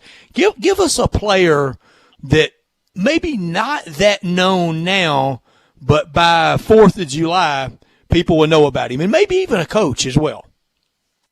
Yeah, I think there's a couple guys on the Atlanta Hawks that could really shine in the postseason. I think DeAndre Hunter is back. I think he's going to play a huge role for that team, and I think that he's really gonna open some eyes. And I think people know the name John Collins, and they kind of know, all right, he can put up some stats. But I think when people will actually watch him play, all of a sudden people might really be, oh wow, this guy is really something. He can really do some things. And then when he gets a big giant contract this summer, they're not going to be as surprised as why that happened. And then out west, a guy who's been kind of somebody who's flown under the radar because his team doesn't get as much love for how good they are is Facundo Campazzo from the Denver Nuggets. He has been really, really fun. Keith, that's who I knew you were going to say. What a great answer. I'm kidding. I didn't know you were going there with us. Yeah, he's just a blast. He's a guy who really knows how to play. He's one of those guys who plays the game with a lot of flair. So people I think are going to have an awful lot of fun watching him. And then the last guy I'll give you is Mikal Bridges from the Phoenix Suns. If they're able to make a deep playoff run, he's going to be a big reason why. And I think people are going to be really, have their eyes open to just how good he is. We did not talk about the game that is slated for tonight. And a lot of us thought, honestly, that Indiana had quit on their coach and that they would fold in the tent, and it was actually Charlotte in a disgraceful way that folded the tent. Even Washington didn't play great, but was able to win. So they play tonight, and the Wizards are 3.5-point favorites. Who walks away in that game? Yeah, that's going to be a fun one. I think it's going to be really up and down and a really high scoring. So if you like just watching teams play offense, I think this is one where it is you're really going to enjoy this game here tonight. I think what we're going to see is Washington ultimately win. I just think they've got enough more than what Indiana has left. Indiana's just really not in a position. They're just struggling right now with injuries, and they're so Sabonis-centric. And if they can't get a ton out of him, they're really going to struggle. So I think there's a good chance we see the Wizards come out, score a whole bunch of points and pull off this victory. And I mentioned earlier the coach, not out of nowhere, but Quinn Snyder with kind of some primetime games and advancement in the playoffs. Maybe people will realize just what an accomplished NBA coach that he's actually become. Yeah, I really hope so. I think there's people spend a lot of reason or a lot of time looking for reasons to discount the Jazz, and whether that's Quinn Snyder, it's their lack of a super duper star player. I think everybody likes Donovan Mitchell, but nobody really has him in that category. Rudy Gobert may be the most simultaneously overrated and underrated player in the entire league, and it really becomes one of those things where I think as you look at it with that team, it really you start to kind of wonder a little bit of, why do they not get more love? Because they seem to do everything the right way. They play really hard. They've got good guys who people really seem to like once they know them. So, yeah, I'm hoping the Jazz, make a nice little run here in the postseason, and that people, really give that team the respect that they deserve and have earned. Quinn Snyder, I guess, really deserves some respect. I can't help but go back to the stories that we know about, and basically the outlaw ways that he had when he was the coach of Missouri. Mm-hmm. And he grew up at the feet of the man, Mike Krzyzewski. Yep. So he was fast and loose. He was, but everywhere he's been good. He really kind of re-earned his stripes, didn't he, Keith? Yeah, he did. I think with Quinn Snyder, I feel like this has happened a couple times with those guys on the college level that they spend a couple years with Coach K on the bench and then they head out to lead their own program. I feel like he went so far to, this is my way, and I'm not just Coach K's disciple here. It's going to be Quinn Snyder's program, and this is what we're going to do. And I think he might have lost his way a little bit there. And then when he got into the NBA and had a chance to spend time with Greg Popovich and the Spurs and then coach their G League team, I think you saw him get back to what had everybody excited about him in the first place.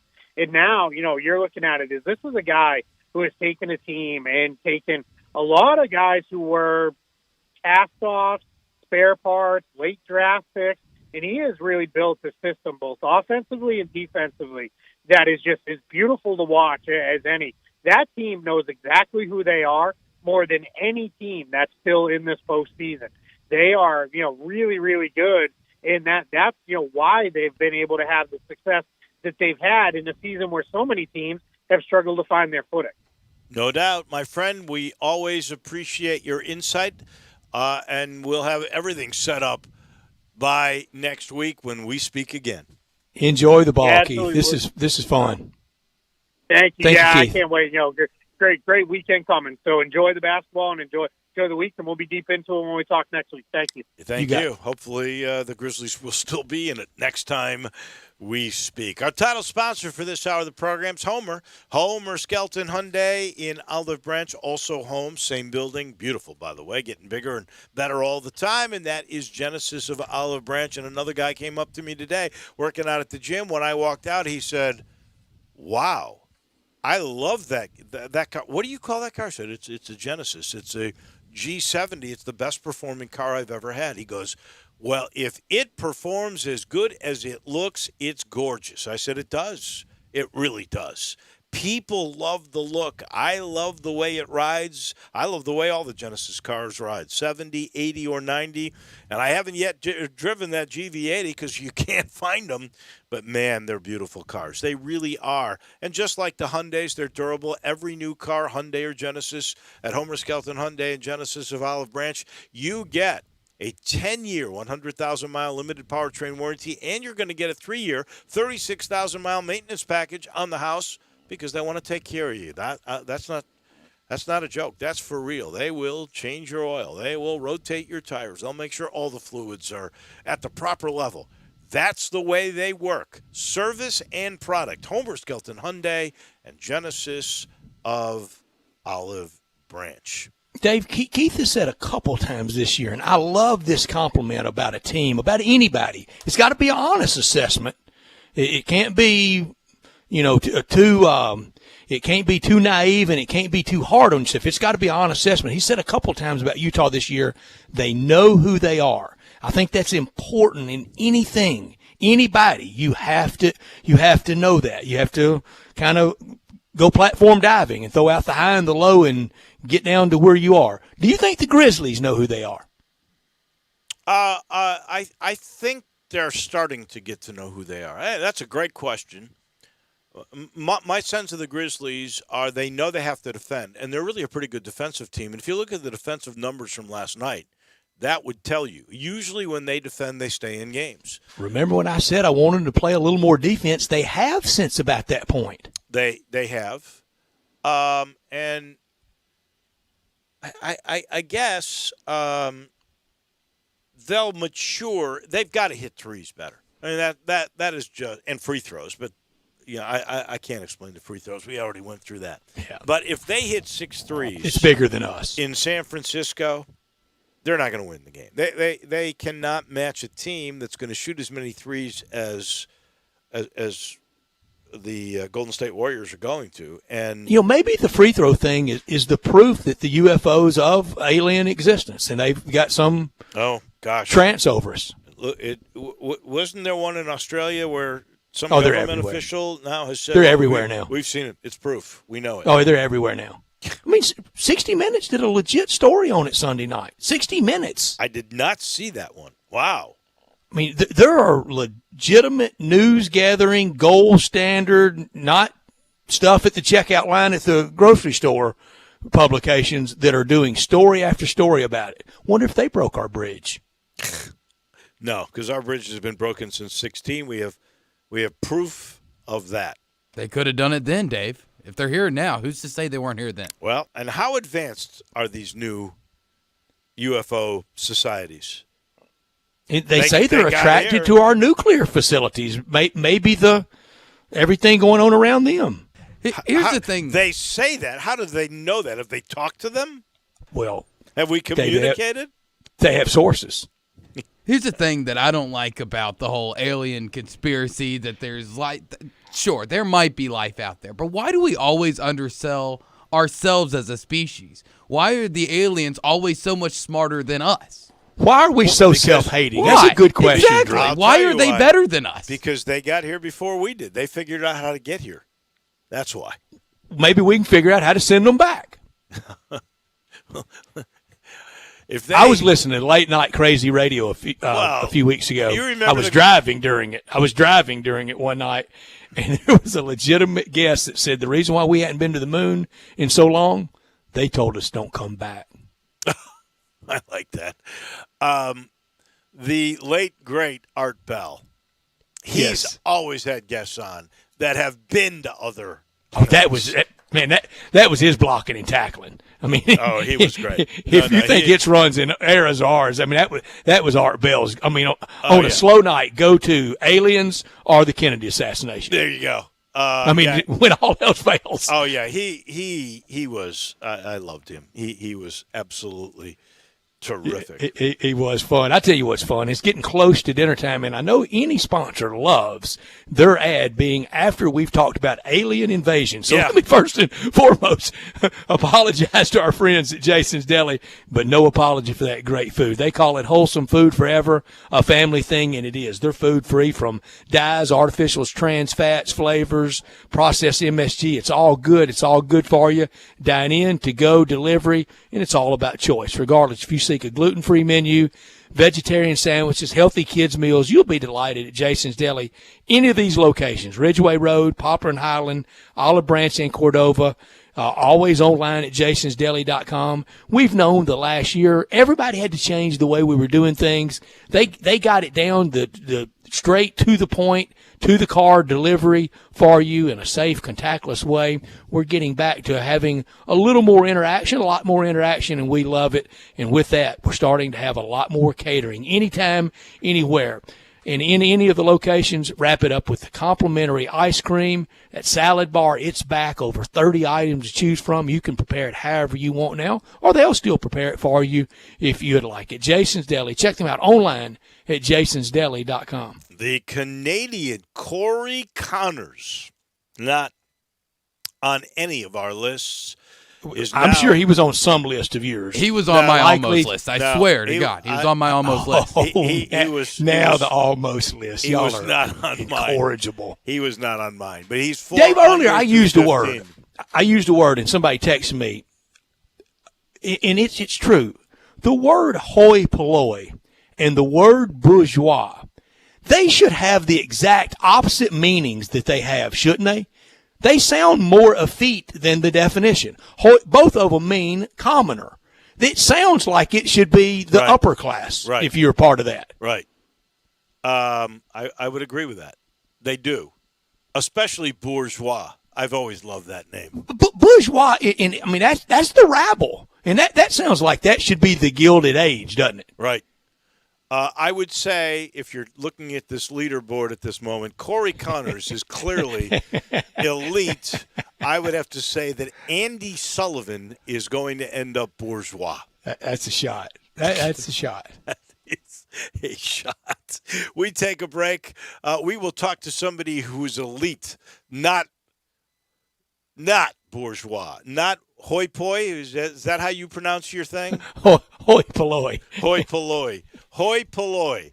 We're talking WGC Memphis tournament director. That would be the one and only Daryl Smith. He comes your way in just a minute.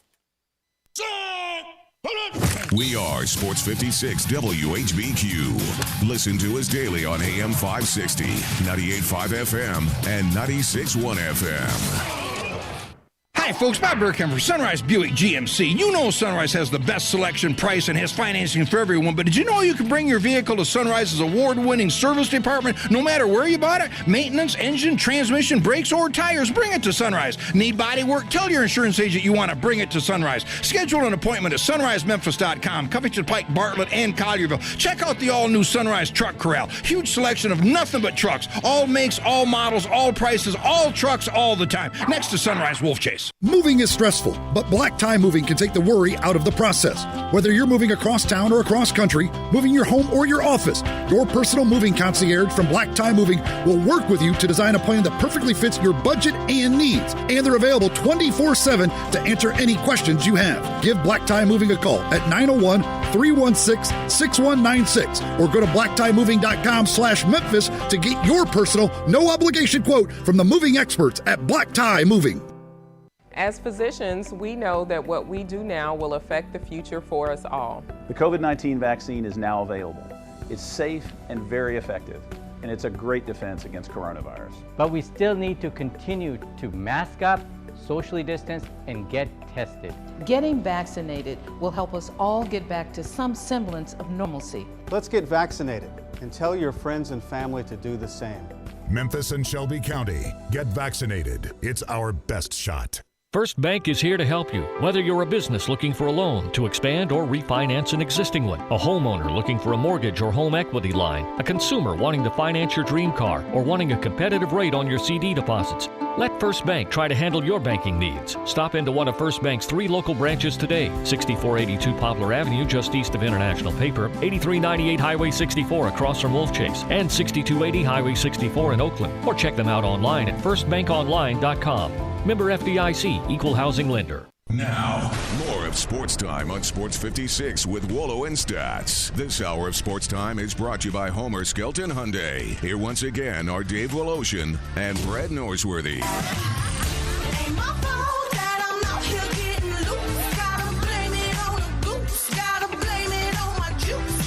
Oh, yeah. We are having fun on what has been a warm day in Memphis. When you see those warm days, you know it's almost pool time. Mario's Pools is a big sponsor of this program. I love Mario. I like going and chatting with him. He's a big baseball fan, by the way. Loves the Chicago White Sox. But if you look at a Mario's pool, one that he is taking care of, you will see perfection. And you know, that beautiful pool just doesn't happen.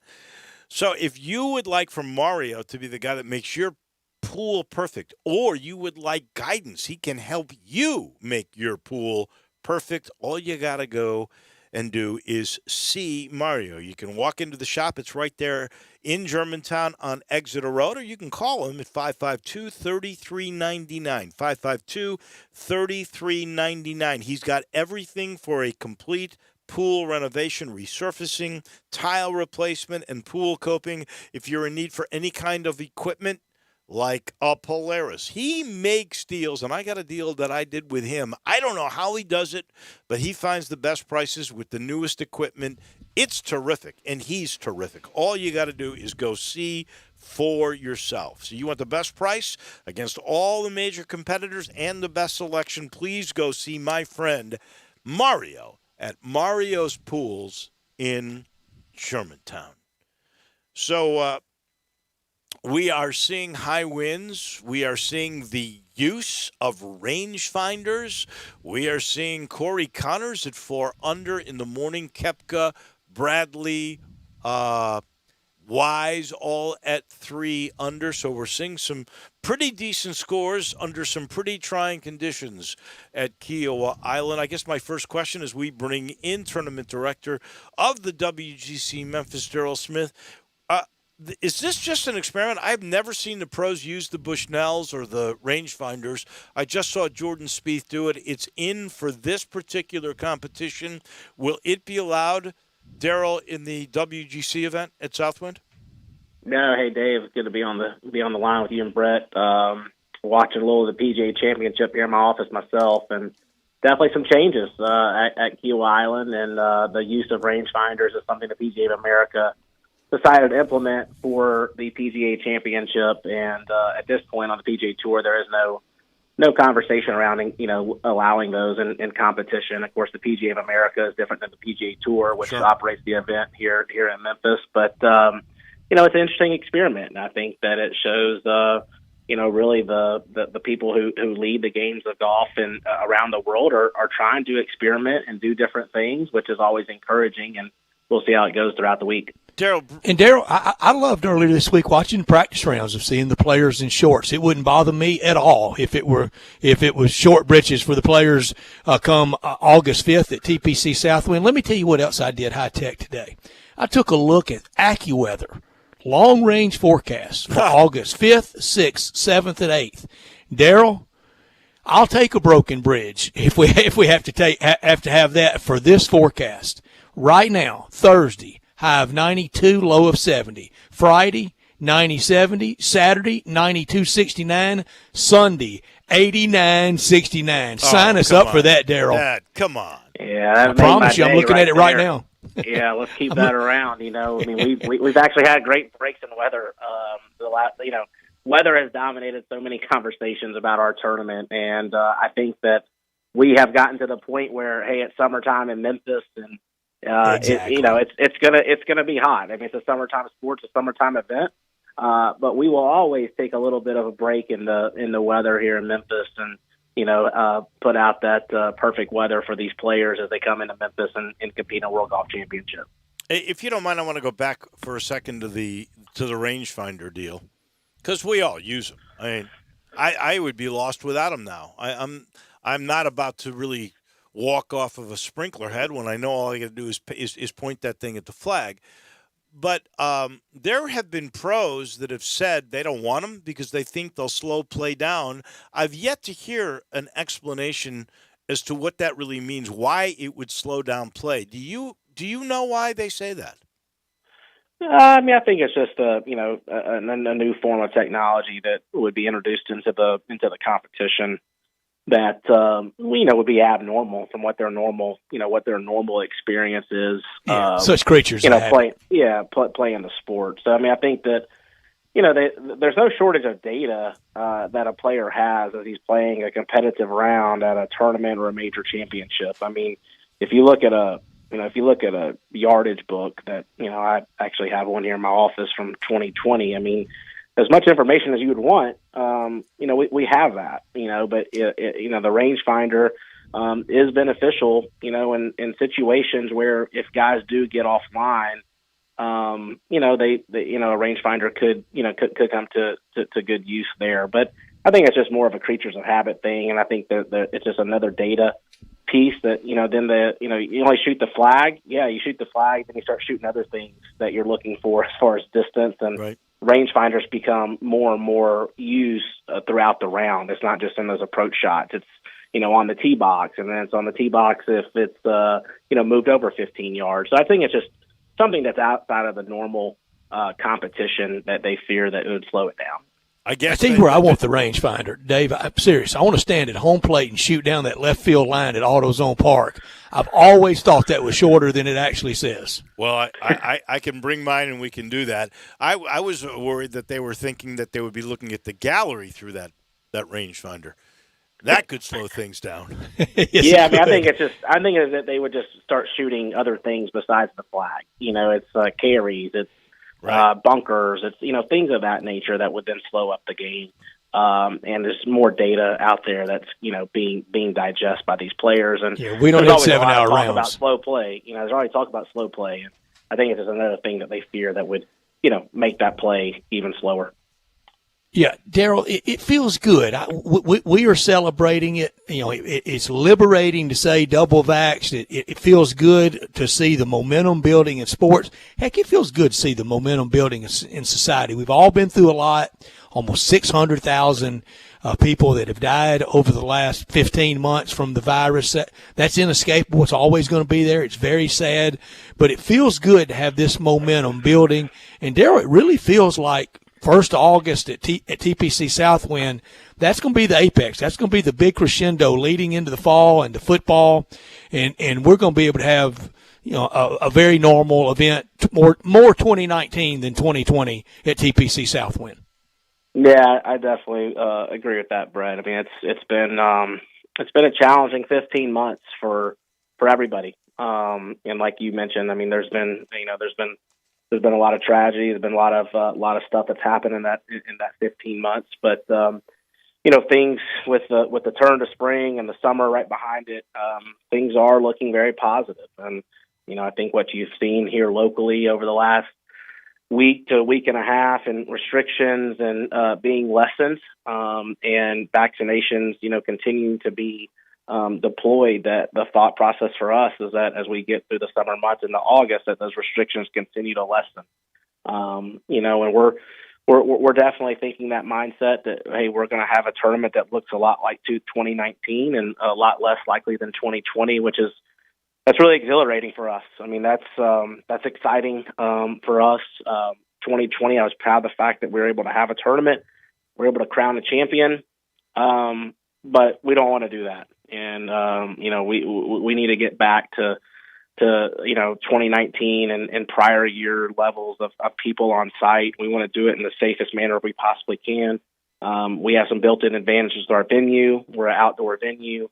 We have 200 acres here at TPC Southwind. We want everybody to be healthy and safe throughout the week. But I would tell you that we're very, very optimistic, and we're pushing the ball forward, and we're playing offense again, which it feels good to do that. And there's a lot of excitement in general around the tournament, and I hope that we can put on a fabulous event come August that will pave the way for even a greater fall here in Memphis and Coach Silverfield and the Memphis Tigers and Liberty Bowl. So we're excited. We're very excited. Well, with the Shelby County Health Department's decision to allow full capacity at AutoZone Park outside event, and they did raise it to 40% even for the inside event at FedEx Forum. But for outside events, full capacity, I am assuming that you've already gotten the go-ahead that you can have full capacity there. Now, I don't know what the mask rules will be, or if you show verification, and I have no idea if this would be the case, but if you show verification of vaccination that you didn't have to have a mask. But where are you guys with capacity, mask rules, those sort of things, knowing that we're still a couple of months away?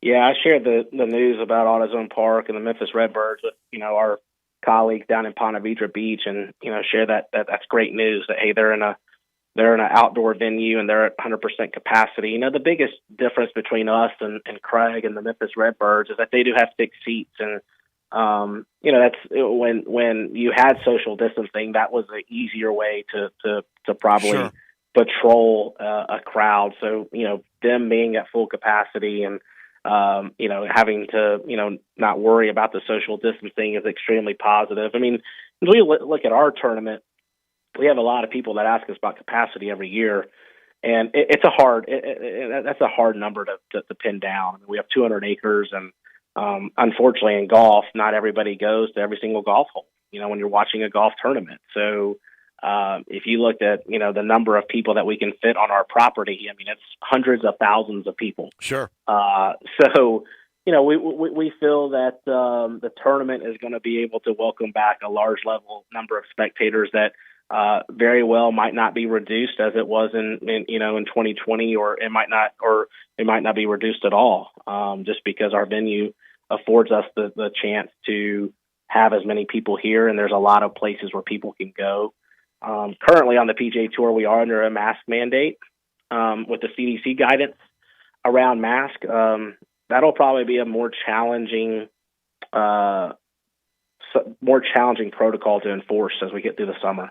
I think that you'll see masks starting to be already in society. They're already being eliminated, and I think when you're getting an outdoor event and you look at the science, that there's very few cases of transmission of this virus in an outdoor event and unmasked individuals. So I'm confident that our policies will continue to evolve. And that's what's been happening through this entire 15 months, is that our policies have evolved as we learn new data, find new data throughout the process. The PGA crowd, by the way, is not wearing masks. So yep. We know that at least PGA of America has. There's not one. There's not one in South Carolina. Yeah. Right. That is wild. All right, Daryl, isn't it great to talk about the golf tournament and not us have to, kind of pepper you with field questions? We know the field is going to be the best beautiful field in the world and the envy of the world. Yeah, we're excited about it. We're having a World Golf Championship, and knowing that there are certain criteria that these players have to meet to be eligible. We know that we're going to have a stellar field. Of course, we are going to be following the Olympics this year, which we have followed or been in advance of other marquee tournaments, and the field has remained intact throughout. And we have that same thought process this year. Our field might look a little bit different. Last year due to COVID, we had a field that was the size of 78 players. So we knew we were going to have 78 players this year. We have not put a field-to-field category out there. So, we might be more in that 60 to 68 players, depending on who qualifies here in the next 2 months or so. But also was no President's Cup or Ryder Cup last year, so that criteria is not in effect for our field this year. But when you look at the official World Golf Rankings, one of the criteria is the top 50 in the world, and those are the guys that you want playing in your event. It's funny to see the guys that have now re-entered the top 50 in the official World Golf Rankings, like Stuart Sink has been loyal to the FedEx St. Jude Classic in the past, coming back. Our champion Harris English, who won earlier this year at Century Tournament of Champions, for him to make a return here to Southwind and at the World Golf Championship, that's exciting for us, and to welcome those guys back to the World Golf Championship here at Southwind. People have been so loyal to this tournament, and you plug in Brooks and Dustin. It's going to be a great field. I'm trying to remember the qualifications, because most of the time, if you've won a tournament in this year, you are in the top 50. But isn't it also that if you've won and you're not in the top 50, that you would get a shot? Yeah, so if you win a tournament that has a strength of field over 115 or higher, 115 points or higher, you would be eligible to compete here in Memphis. And for the most part, that's every event on the PGA Tour, with the exception of a few that might be played opposite of major championships or opposite of World Golf Championships. So, for instance, K.H. Lee, who won the AT&T Byron Nelson Championship, he is now qualified for the World Golf Championship in Memphis, because he has won in a tournament that was, had a strength of field over 115 or higher. So there'll be new faces in the next 10 weeks that will qualify. Is Stuart Sink? Stuart Sink is eligible to play. Yeah, so Stuart Sink will be here, and Stuart Sink's actually won twice in the calendar year, which is amazing to see. One in Napa, and then of course, one earlier this year.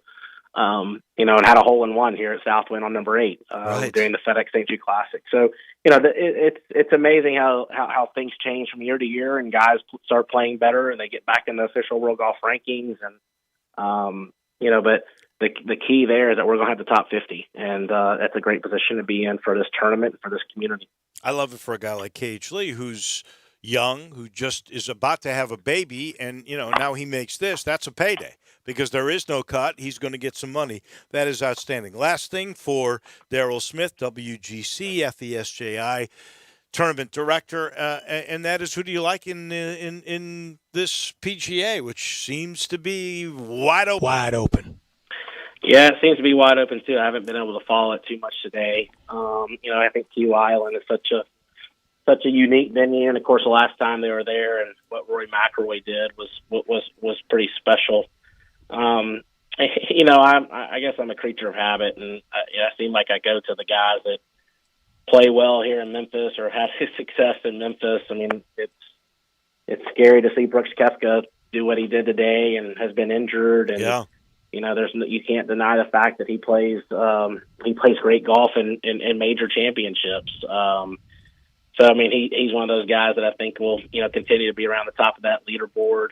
But I like guys also like Billy Horschel. I really think that he's on the verge of something. Won a World Golf Championship earlier this year, and I think that you'll see him continue to play at a high level. And I don't know what Xander Schauffele's shot or is playing, how he's playing today. He was one over, unfortunately for me. 40, my pick. I think Xander Schauffele is I think he's got major championships all over him. And an unfortunate ending for him at Augusta earlier this year. But that is a grinder, a guy who can get it done, who's not scared of the biggest stages in the world. And I think Tom is only he's going to win major championships. And he could have won a couple already. And I think that he's someone you want to watch through the weekend because he always stays there. He's always around that top of that leaderboard coming in the third and fourth rounds. And I expect he'll do the same here at PGA. Daryl, thank you so much. I know we'll be talking to you on a more regular basis here in the next couple of months. Yeah, we look forward to it. Thanks for having me, and look forward to seeing you guys soon. You got it. Daryl Smith, WGC FESJI Tournament Director, brought to you in part by Ken Garland. Ken Garland Custom Home Builders. There's a guy who loves golf, Ken does. But he loves working more than anything else, and he is a creative, hard-working, rare individual, a kind of guy that sees little details, big picture, all at once. Perfect for a custom home builder. And he and his dad before him, well, they built palaces around the Mid-South for 50 years. These are unbelievable homes, and all you got to do is go to kengarland.com. You'll see exactly what I am talking about. If you need land, he's got it. If you've got land, maybe in your family, you just aren't sure how to use it, Ken will know. Maybe you love an older home, but you want it to be more modern. You want the California closets, the island in the kitchen. You want those new speakers in the walls. He knows exactly how to get all that new technology and put it in your older home. I call that renovation with innovation. Ken knows it's a big decision you're going to make. That's why he works very closely with every one of his clients, and he ensures you'll get quality construction on time, on budget. Please go call my guy. It's simple, 751-1632. Again, go to kengarland.com and then call 751-1632. Your dream home awaits with Ken Garland, Custom Home Builders. We pause for a minute. When we come back, we'll put a wrap on hour number 2 on a busy Thursday afternoon of Sports Time. Get happy with Sports 56 Happy Hour with Johnny Radio. Weekday afternoons from 1 to 3 on Sports 56, 98.5, and 96.1. As physicians, we know that what we do now will affect the future for us all. The COVID-19 vaccine is now available. It's safe and very effective, and it's a great defense against coronavirus. But we still need to continue to mask up, socially distance, and get tested. Getting vaccinated will help us all get back to some semblance of normalcy. Let's get vaccinated and tell your friends and family to do the same. Memphis and Shelby County, get vaccinated. It's our best shot. I'm Gary York. I'm the service director at Lexus of Memphis. Our service department wants to be more than just a place where you get your oil changed. We do glass repair, windshield replacement, recalibration of your camera and sonar systems, even wheel repair, tire replacement, all the things you would expect from a luxury automotive dealer. Please check out our website. You can schedule your appointment, check out our specials, hours of operation, or if you'd like to do it in person, please reach out to one of our associates at 901-271-5199. Hewlett & Dunn Boot and Clothing Company, we have it all. From handmade Amish leather belts, fine and casual clothing, boots, casual boots, work boots, fancy boots, and even safety-toed boots. Lots of cowboy hats to choose from, even Nebo lights, Orco hard coolers, good-looking duck head dress shirts, duck head caps, shorts, and pants. Tons of jeans from Ariat, Wrangler, Devil Dog, and Kimes Ranch jeans. At Hewlett & Dunn, we have a great selection of Old South t-shirts and caps. Fine clothing from dress to casual to Sunday best. Enjoy choosing from UFO's orthopedic-approved shoes. Hewlett & Dunn Boot and Clothing Company. Boots of every size, every color, every skin. Safety toes, shoes, and great quality hiking boots. Hewlett & Dunn Boots and Clothing Company. 111 North Center Street, Collierville. Hewlett & Dunn.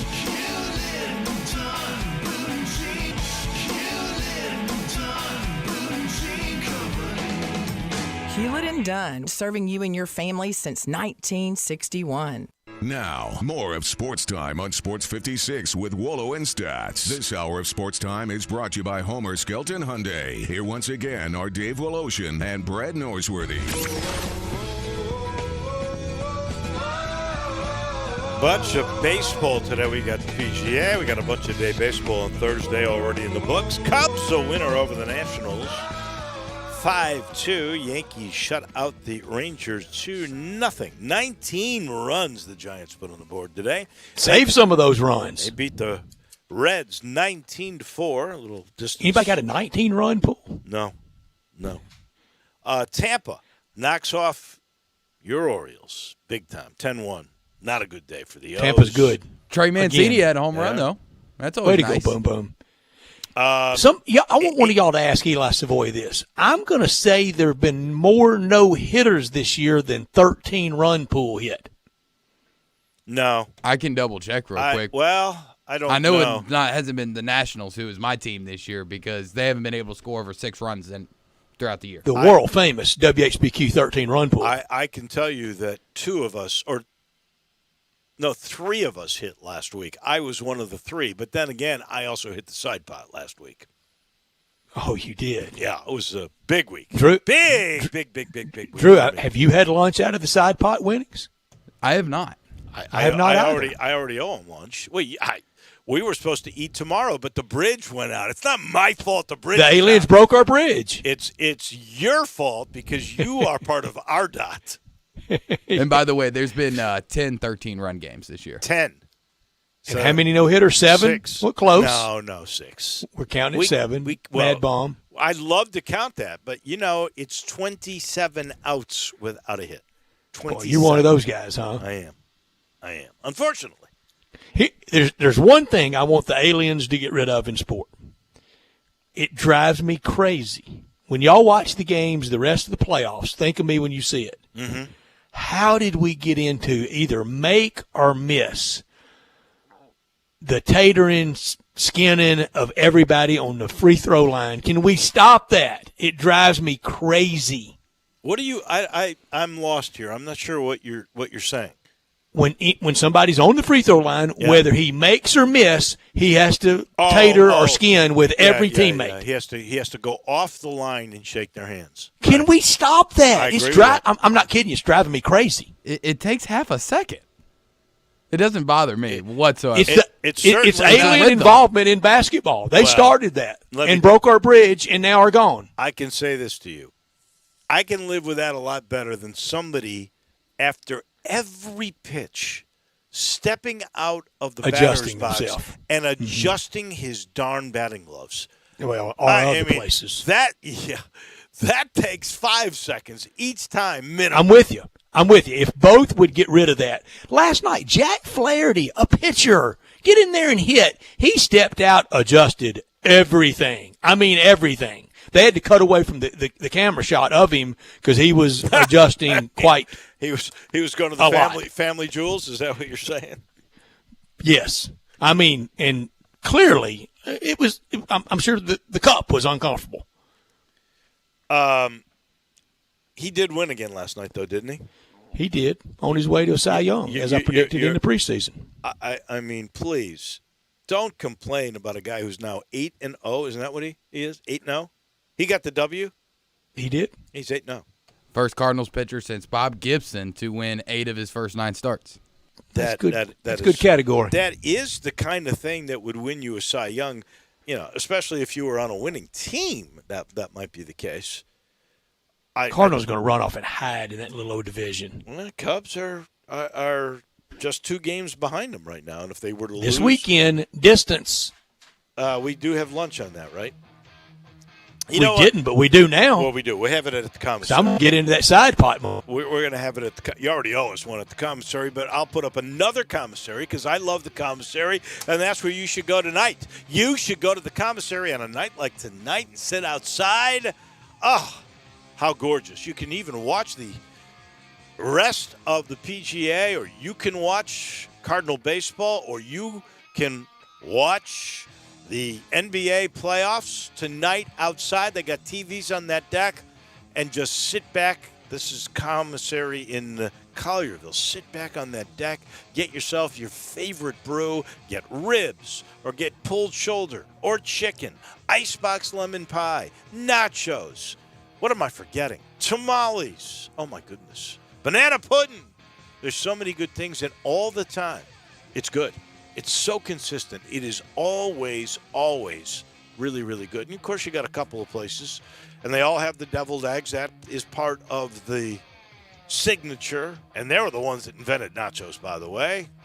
But you got two places to go. The one I just mentioned, that's in Collierville. Then there's the one that's been there forever in that quaint area of Germantown. Make it easier on yourself. Pick it up today or go in and enjoy that deck in Collierville. You'll love it. The commissary. It's the place to go. That's 2 hours in the books. When we come back, we talk Tigers with Greg Aston. There's an institution in East Memphis that I love talking about. It's the Spirit Shop at 4848 Poplar Avenue, right down the street from Clark Tower, and it looks like a log cabin. It's been around Memphis since 1969 with a family-owned, friendly, knowledgeable sales staff that is just a wonderful place to go. I love going in and talking wine or bourbons, and they've got such great selection. So if you've not visited the Spirit Shop in a while, it's been remodeled. You'll love what you see when you need spirits. Tell Eddie Wollo said hello. Like, I don't know. Can you just pick something and order? Yeah, but anyway, where are you at? You don't... It only takes 2 seconds of distracted driving to become a statistic. You can lose your driving privileges, your vehicle, face jail time, or even lose or take a life. Slow down, Memphis. The life you save may be your own.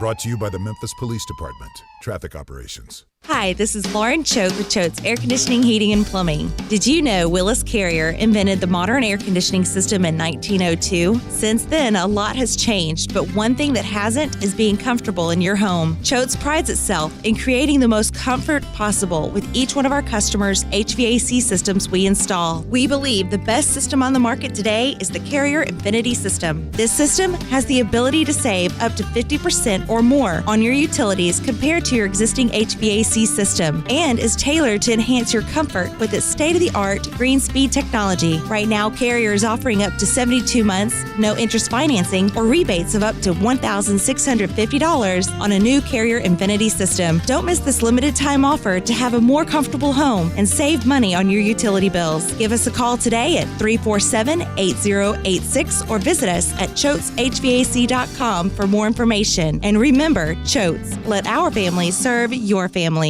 We are Sports 56 WHBQ Memphis, W253DF Memphis, and WIVG Tunica Memphis. Flynn Broadcasting Stations.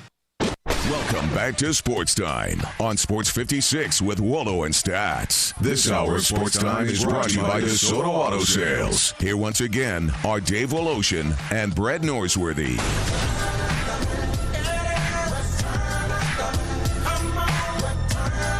I would say final hour, but I would be wrong today. It's final half hour. Ole Miss baseball at the bottom of this hour at 5:30 with first pitch in 1 hour at 6 o'clock. Rebels on the road in Athens against the Georgia Bulldogs. Greg Gaston set to join us and talk all things Tigers after I tell you about the title sponsor of this hour. Today, just a half hour, and that's DeSoto Auto Sales on Goodman Road at 5704 Goodman Road, online at DeSotoAutoSales.com, and very proud to serve DeSoto County and the surrounding area. Every make, every model on the lot at DeSoto Auto Sales. And that's hard these days to have the inventory like they have, but they have it. Every make, every model. If it's not on the lot, they'll go find the car you want want for you. You'll be treated like family by kind, courteous employees, laid-back atmosphere, no high-pressure sales, but they do care about your time and want you to enjoy the ultimate car experience. They know we live in a world today that time matters, and that's why. You walk in, you find the car you want, deal with the sales rep you want, test drive that car, credit approved, paperwork completed, you're gone in 45 minutes or less. You can do it right now and be home in time to watch games at 6 o'clock tonight or listen to games at 6 o'clock tonight, all at DeSoto Auto Sales, and you can visit their website at DeSotoAutoSales.com. On Goodman Road, 662-890-7184. Come on down to DeSoto County for that town and country experience at DeSoto Auto Sales. And we love having Greg Gaston with us every Thursday. He's from the Tigers sideline.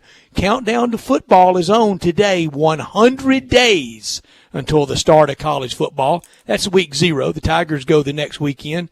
Greg Gaston brought to you by the law offices of Stephen Leffler and Mount Moriah Auto Sales.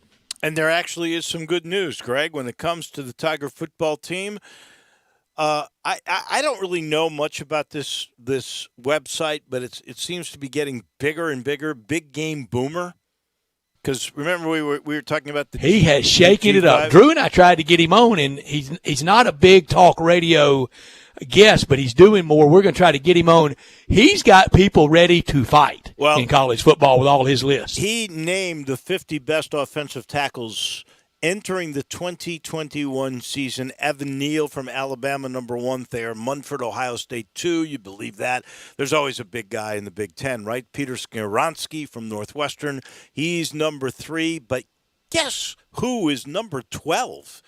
Dylan Parham. How about that? Deservedly so. Greg, you there? I can't get to him. I don't know what happened to my screen. Greg, you there? Yeah, he's there now. Yeah, I'm here. There you are. Hey, Greg. So see what we get, Greg, when we pick at the aliens? I was picking on them for breaking our bridge, and Drew is my witness. My Wi-Fi has not been the same since. I'm sorry, Mr. Alien. You didn't break our bridge. Well, good afternoon, you guys. I know we're a little shortchanged today. We got Ole Miss baseball. But, yes, Dylan Parham is the real deal. And having Gabe Kuhn as the producer of Middays, I talked to him an awful lot about that because that's his expertise, having had a great career at Memphis, and he loves the guy. And why should we be surprised that he has improved in his time at Memphis when you have a guy like Ryan Silverfield who cut his teeth with the offensive line at Memphis and now is the head coach?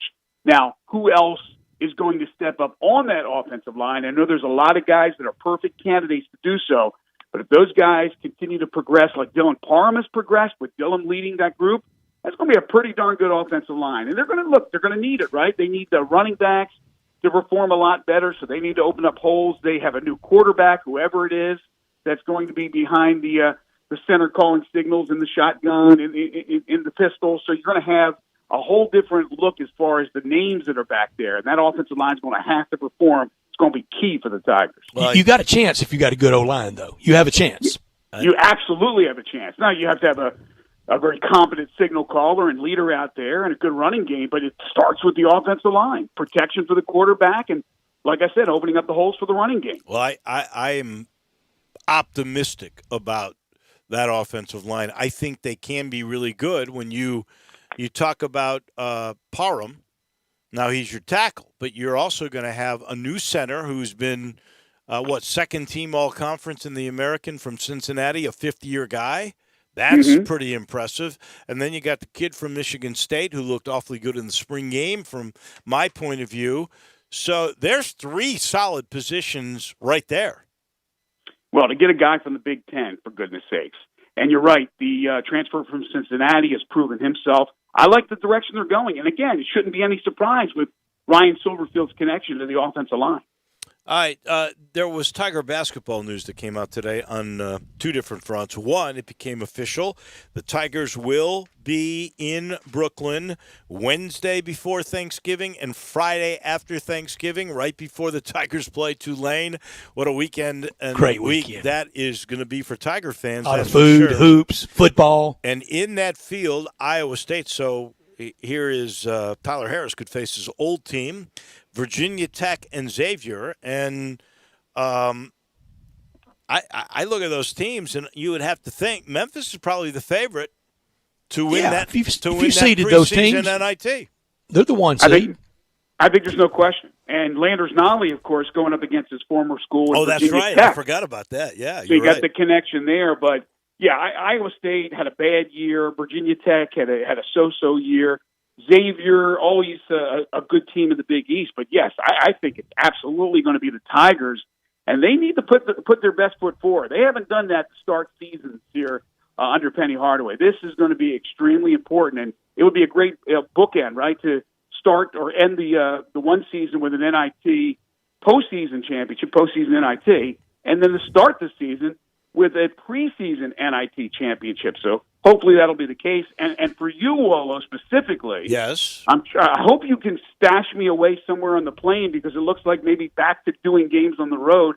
I would love to just come along to be back in my old neck of the woods, to be in the New York and New Jersey area, because that is a great trip, whether it be going to the Garden or go to the parade.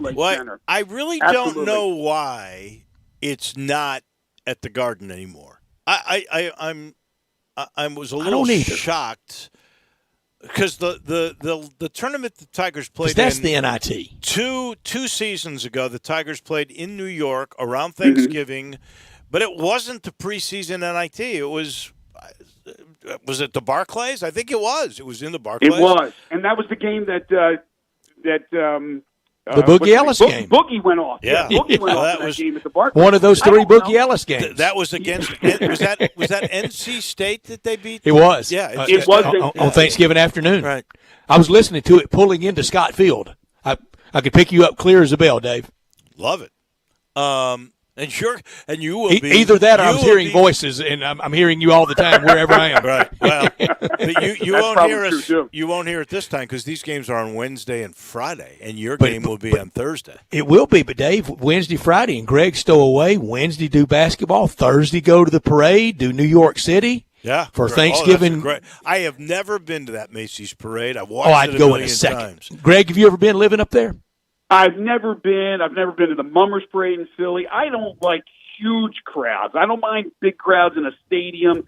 I love a parade. That's great. But, Brett, that is so crazy there That's okay. in New York. Oh, my gosh. I love a homecoming parade. The homecoming parade in Oxford going around the square, I love it every year. Different. Yeah, that's different. But you're absolutely right. But I want to see those. I'd love to see in person those big I do. balloons. I want to, too. And Those then, balloons the big are crescendo. Gigantic.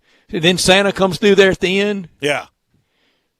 Yeah, it's a little premature for Santa, a little early for Santa, but it's tradition. It's tradition. But getting back to your point, bah humbug, Greg! I'm gonna start Christmas tomorrow. I'm kidding. But getting back to the point about why it's not at the Garden, I don't know, and why it's at the Barclays. Is it? Yeah, the NIT is the Garden. It's always been the Garden, and of course the NIT was the biggest tournament back in the day, not the NCAA tournament. And now you have this tradition of the NIT maybe they in got New York City at Madison Square Garden. Is it the rent? Is it how much it costs to put it on? No, maybe it's the circus is in town, or they've already booked something for that week. I don't know. Wait a minute. You know traditionally, and I know last year everything was off. All bets were off because of COVID.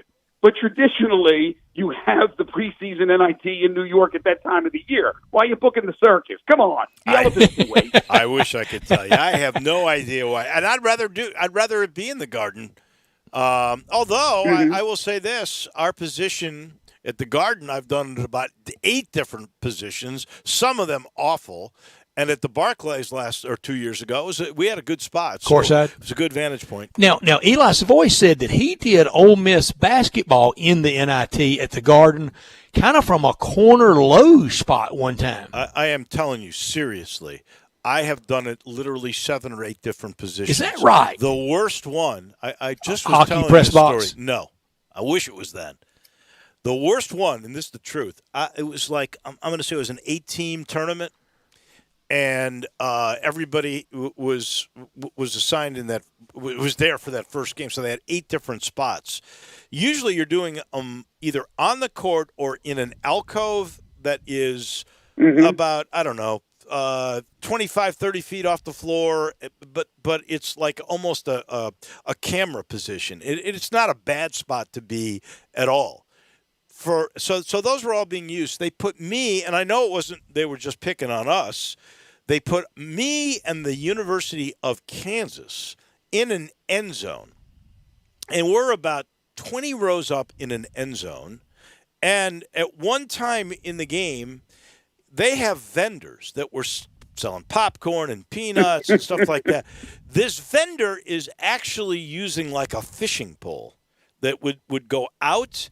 And so he would reel the thing up. You'd put the money in the little box. He'd reel it back in. He'd put the goods up and send it back up into the crowd of people that were by us. He was getting in my way. I ended up having to watch the Jumbotron at times while this concessionaire was selling in the end zone. It was crazy. So you never know what's going to happen in the Garden. Let me say this. One day, the vendors are going to be out of work, and there's going to be drones that are going to be dropping off hot dogs and picking up money. That's the other true. thing is my story from Madison Square Garden back in Cal's days when we seemed to go every year was, and I wasn't doing the broadcast, obviously you were, I was doing some coaches shows and things of that nature, but I was doing also live hits for my television station. And so after it was all said and done, we set it up in the stands, everybody had gone, and 4 rats ran by my feet. 4 Really? rats. Yeah. 4 rats in Madison Square Garden. So count your blessings. Now, I'm not saying that might not be the case at the Barclays, but at least it's a very new building, a relatively new building compared to the Gaddon. So hopefully that's not the case. But that, I'm telling you, that scared the crap out of me. Well, the first that'd cause you to cuss on the air. First time I was ever in the Garden, I walked in there, and it was like for a shoot-around the day before the game. And I'm saying to somebody in the elevator, I'm going, what is this awful smell? I mean, it's just horrible. I mean, it's like somebody defecated in here. And the guy in the elevator goes, well, the circus just left this morning. Really? Yes. And they left the So things behind. you're getting elephant poo. Exactly. It was elephant poo. Exactly what it was. Well, I don't know really where to go for that, Greg. You segue this for me. Y'all are the What pros. a stinker of a segment. My God. Really? Hey, Greg, I do know where I'm going. I love when y'all do 2.5 questions. We do high hard ones. I'm going to give you 4 coaches in our market, and you rank right now how you feel in current popularity. I'm going to give them to you in alphabetical order, and then you give them to me back in how you think they are in popularity. Mm-hmm.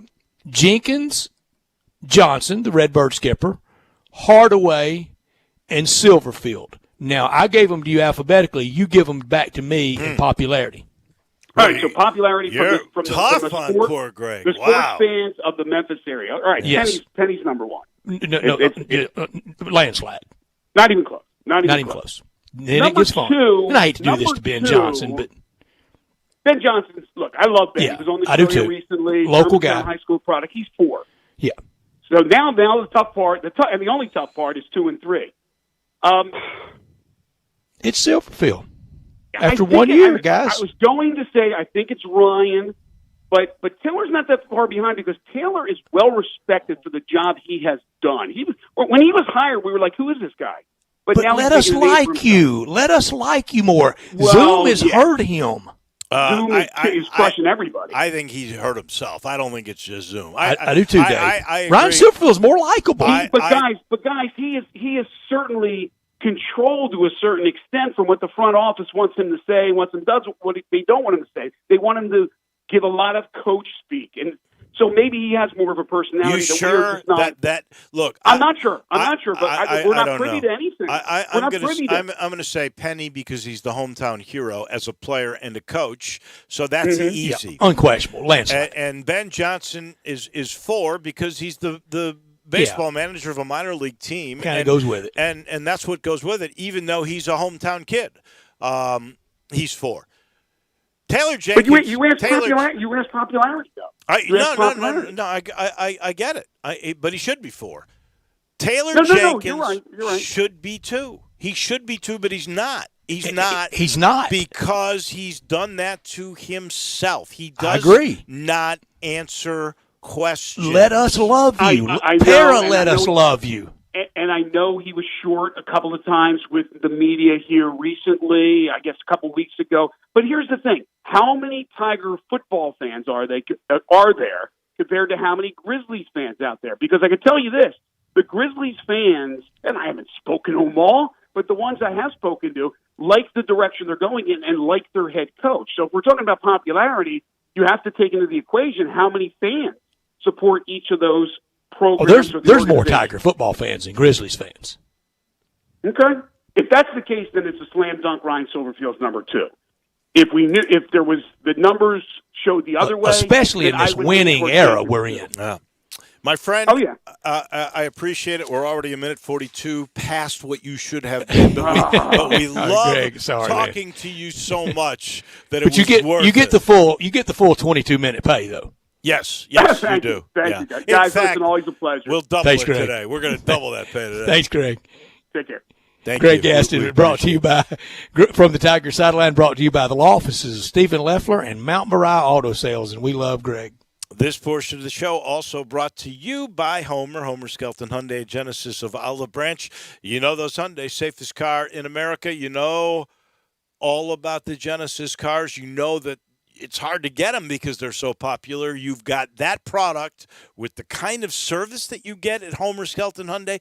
It will spin your head. I'm serious. They're that good. You get a 10-year, 100,000-mile limited powertrain warranty on the product, and then there's the service. You get a 3-year, 36,000-mile maintenance package on every car because they want to take care of you. That's the philosophy at Homer Skelton Hyundai. And this portion of the show is also brought to you by Conway. Conway services heating, cooling, plumbing, electric, and that 16-point Energy Saver Super Tune-Up, which is only $69 and now includes a Freon leak check and, of course, that Teflon coating to protect the fan blades on your unit outside.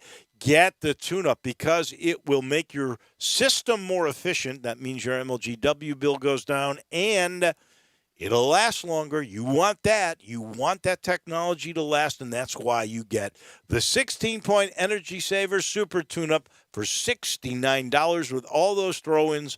All you got to do is call 384-3511, 384-3511. It's Taco Bell crunch time. Go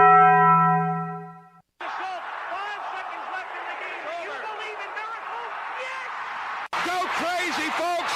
Go crazy! This is for all the biggest crunch time. You are looking live. In your life have you seen anything like that? Goodbye!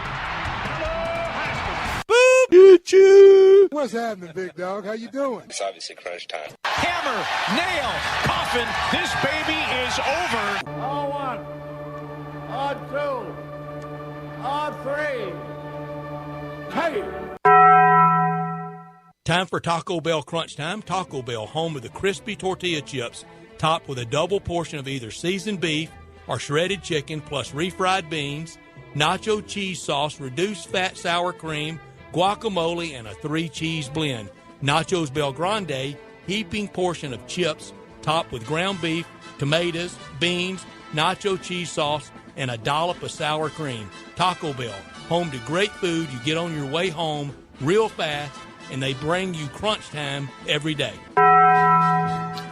Look at Corey Connors. He's at 5 under, playing 18. I hear Thomas Harding somewhere singing "Oh Canada," oh so well. Learned last night. Pop looked disinterested. He looked disinterested in that game. It looked like a late September preseason game. He was not that engaged. I just wonder if there's a get-out-of-town plan for Pop in San Antonio. Well, maybe he sort of semi-retires from that and just does the USA team. Could. Who knows? Who knows? I do know he called 2 timeouts in the first 5 minutes. I know He's down 23-6. He had to. I know Corey Connors is pretty good. He's playing the last hole. He's 5 under, so he's got a 2-stroke lead on Koepka, Bradley, Hovland, and Wise. I also know and learned today that the Atlanta Hawks interim coach Nate McMillan, who will become their head coach, was fined $25,000 for saying the NBA wants the New York Knicks in the playoffs. Well, that would be like me getting fined for saying the sun's going to come up, so we're actually going to have daylight today. I mean, everybody knows that. Or Andy Sullivan was a really bad golf pick. What is Andy Sullivan at right now? He's at +1 through 14, but he's still better than most of y'all's picks. But wait. He was -1 through 9. He's +1 over the last Going the 5. wrong direction. He's definitely I starting. think Nate to McMillan got fined for telling the truth. Keith Smith talked about it. Look at these markets that the NBA's got in these playoffs. I mean, both New York's, both Los Angeles. Right. Really, all they're missing is Chicago. That's it. They got Dallas. That's a big market. Yeah. They got Golden State at the moment. That's a big market. They got Philly. That's a big market. Yeah. They're doing well. They got to be pleased. And could have done without ESPN. They love them some Tim Tebow, don't they? I mean, I know he works for them, and I guess I understand, but a lot of talk about someone that is an NFL player. He's an eyelash above Johnny Manziel and Jamarcus Russell. An eyelash above.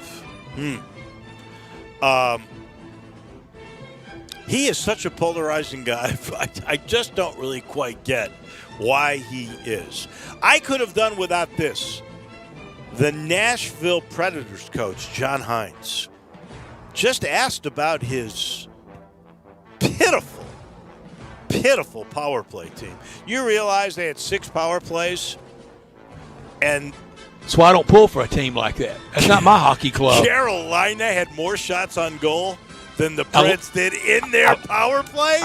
I love it when Barry Melrose says, that's playoff hockey. And John Hines was asked about it, and 2 well-known Nashville reporters, he got testy with them. I mean, be a big boy, John Hines. Settle down, John. My goodness. In his defense, power plays have never been good for the Preds in the last 5 years, even before we'll get it together. Always been bad. That's why I don't pull for a team like that. He was brought Nouveau in Richer, Nashville. Yeah, that's your exactly. team. Never been my team. Yeah. My team goes tonight. Yeah, my Maple yeah. Leafs. My Leafs go tonight. Before you give what we're going to watch tonight, let me let everybody know this portion of the show is brought to you by James Davis Men's Store. That's in the Laurelwood Shopping Center with all those great men's fashions, and the only place you can get the Stant Custom Fit System. That's where you take a couple of measurements, 3 in shirts, 2 now in pants, and out comes the perfect fitting shirt, better than those old custom fit stuff where you used to do 20 measurements. It's amazing. It's computer technology. You can get the perfect pant right now. It'll fit you in the leg, the seat, the bottom, all perfect. With 90 different fabrics to choose from, all you got to do is get 2 measurements. All you got to do is get to Laurelwood. All the summer and the spring styles are out. It looks beautiful in there. And all the same guys who've been taking care of you for years are still there. Go see my friends and get the Stant only at James Davis Men's Store. What are we watching tonight? First round analysis of the PGA Championship. Can't wait to hear Brandel Chambly break it down as he does so well. Going to watch Indiana and D.C. to play the Wizards. Winner gets 76ers. Good luck with that. Grizzlies on their way to the left coast in San Francisco. Hopefully they stay out there for a while. Utah awaits. Red Sox in Dunedin against the Dunedin Blue Jays tonight before they go back to their quasi-home in Buffalo. They may never get home to Canada. And the Braves host the Buccos after the Braves win of the year last night. Ronald Acuna and Chip Carey said it. If a May 19th win really matters, it was that one last night. The Braves need to get going. They do. Did I tell you, by the way, I learned today that the Cubs were winners again over Washington? You did. I did? Oh. Yeah. I just wanted to be Big sure. one this weekend. Cubs, Cardinals, and St. Louis. That begins tomorrow, does it we not? know how that turns out, don't we? That begins tomorrow, does it Yes. not? Yes. Well, you will be really devastated. Well, I hope you can come in on Monday if the Cubs sweep Be no in devastation. St. Louis. The devastation will be Goldie and Arenado. That's the devastation. Cubs are hot. That's all I can say. Cubs are hot. We got to thank Peter Edmiston. We got to thank Keith Smith down in Orlando. Daryl Smith, the WGC FESJI executive or tournament director. I love chatting with him. Boy, am I excited because I do think we will have full capacity and probably no masks by that time like you're doing at the PGA. We also got to thank our friend Greg Gaston for Talking Tigers. We'll do this again tomorrow. Don't forget, Ole Miss baseball comes your way in just a minute. I know the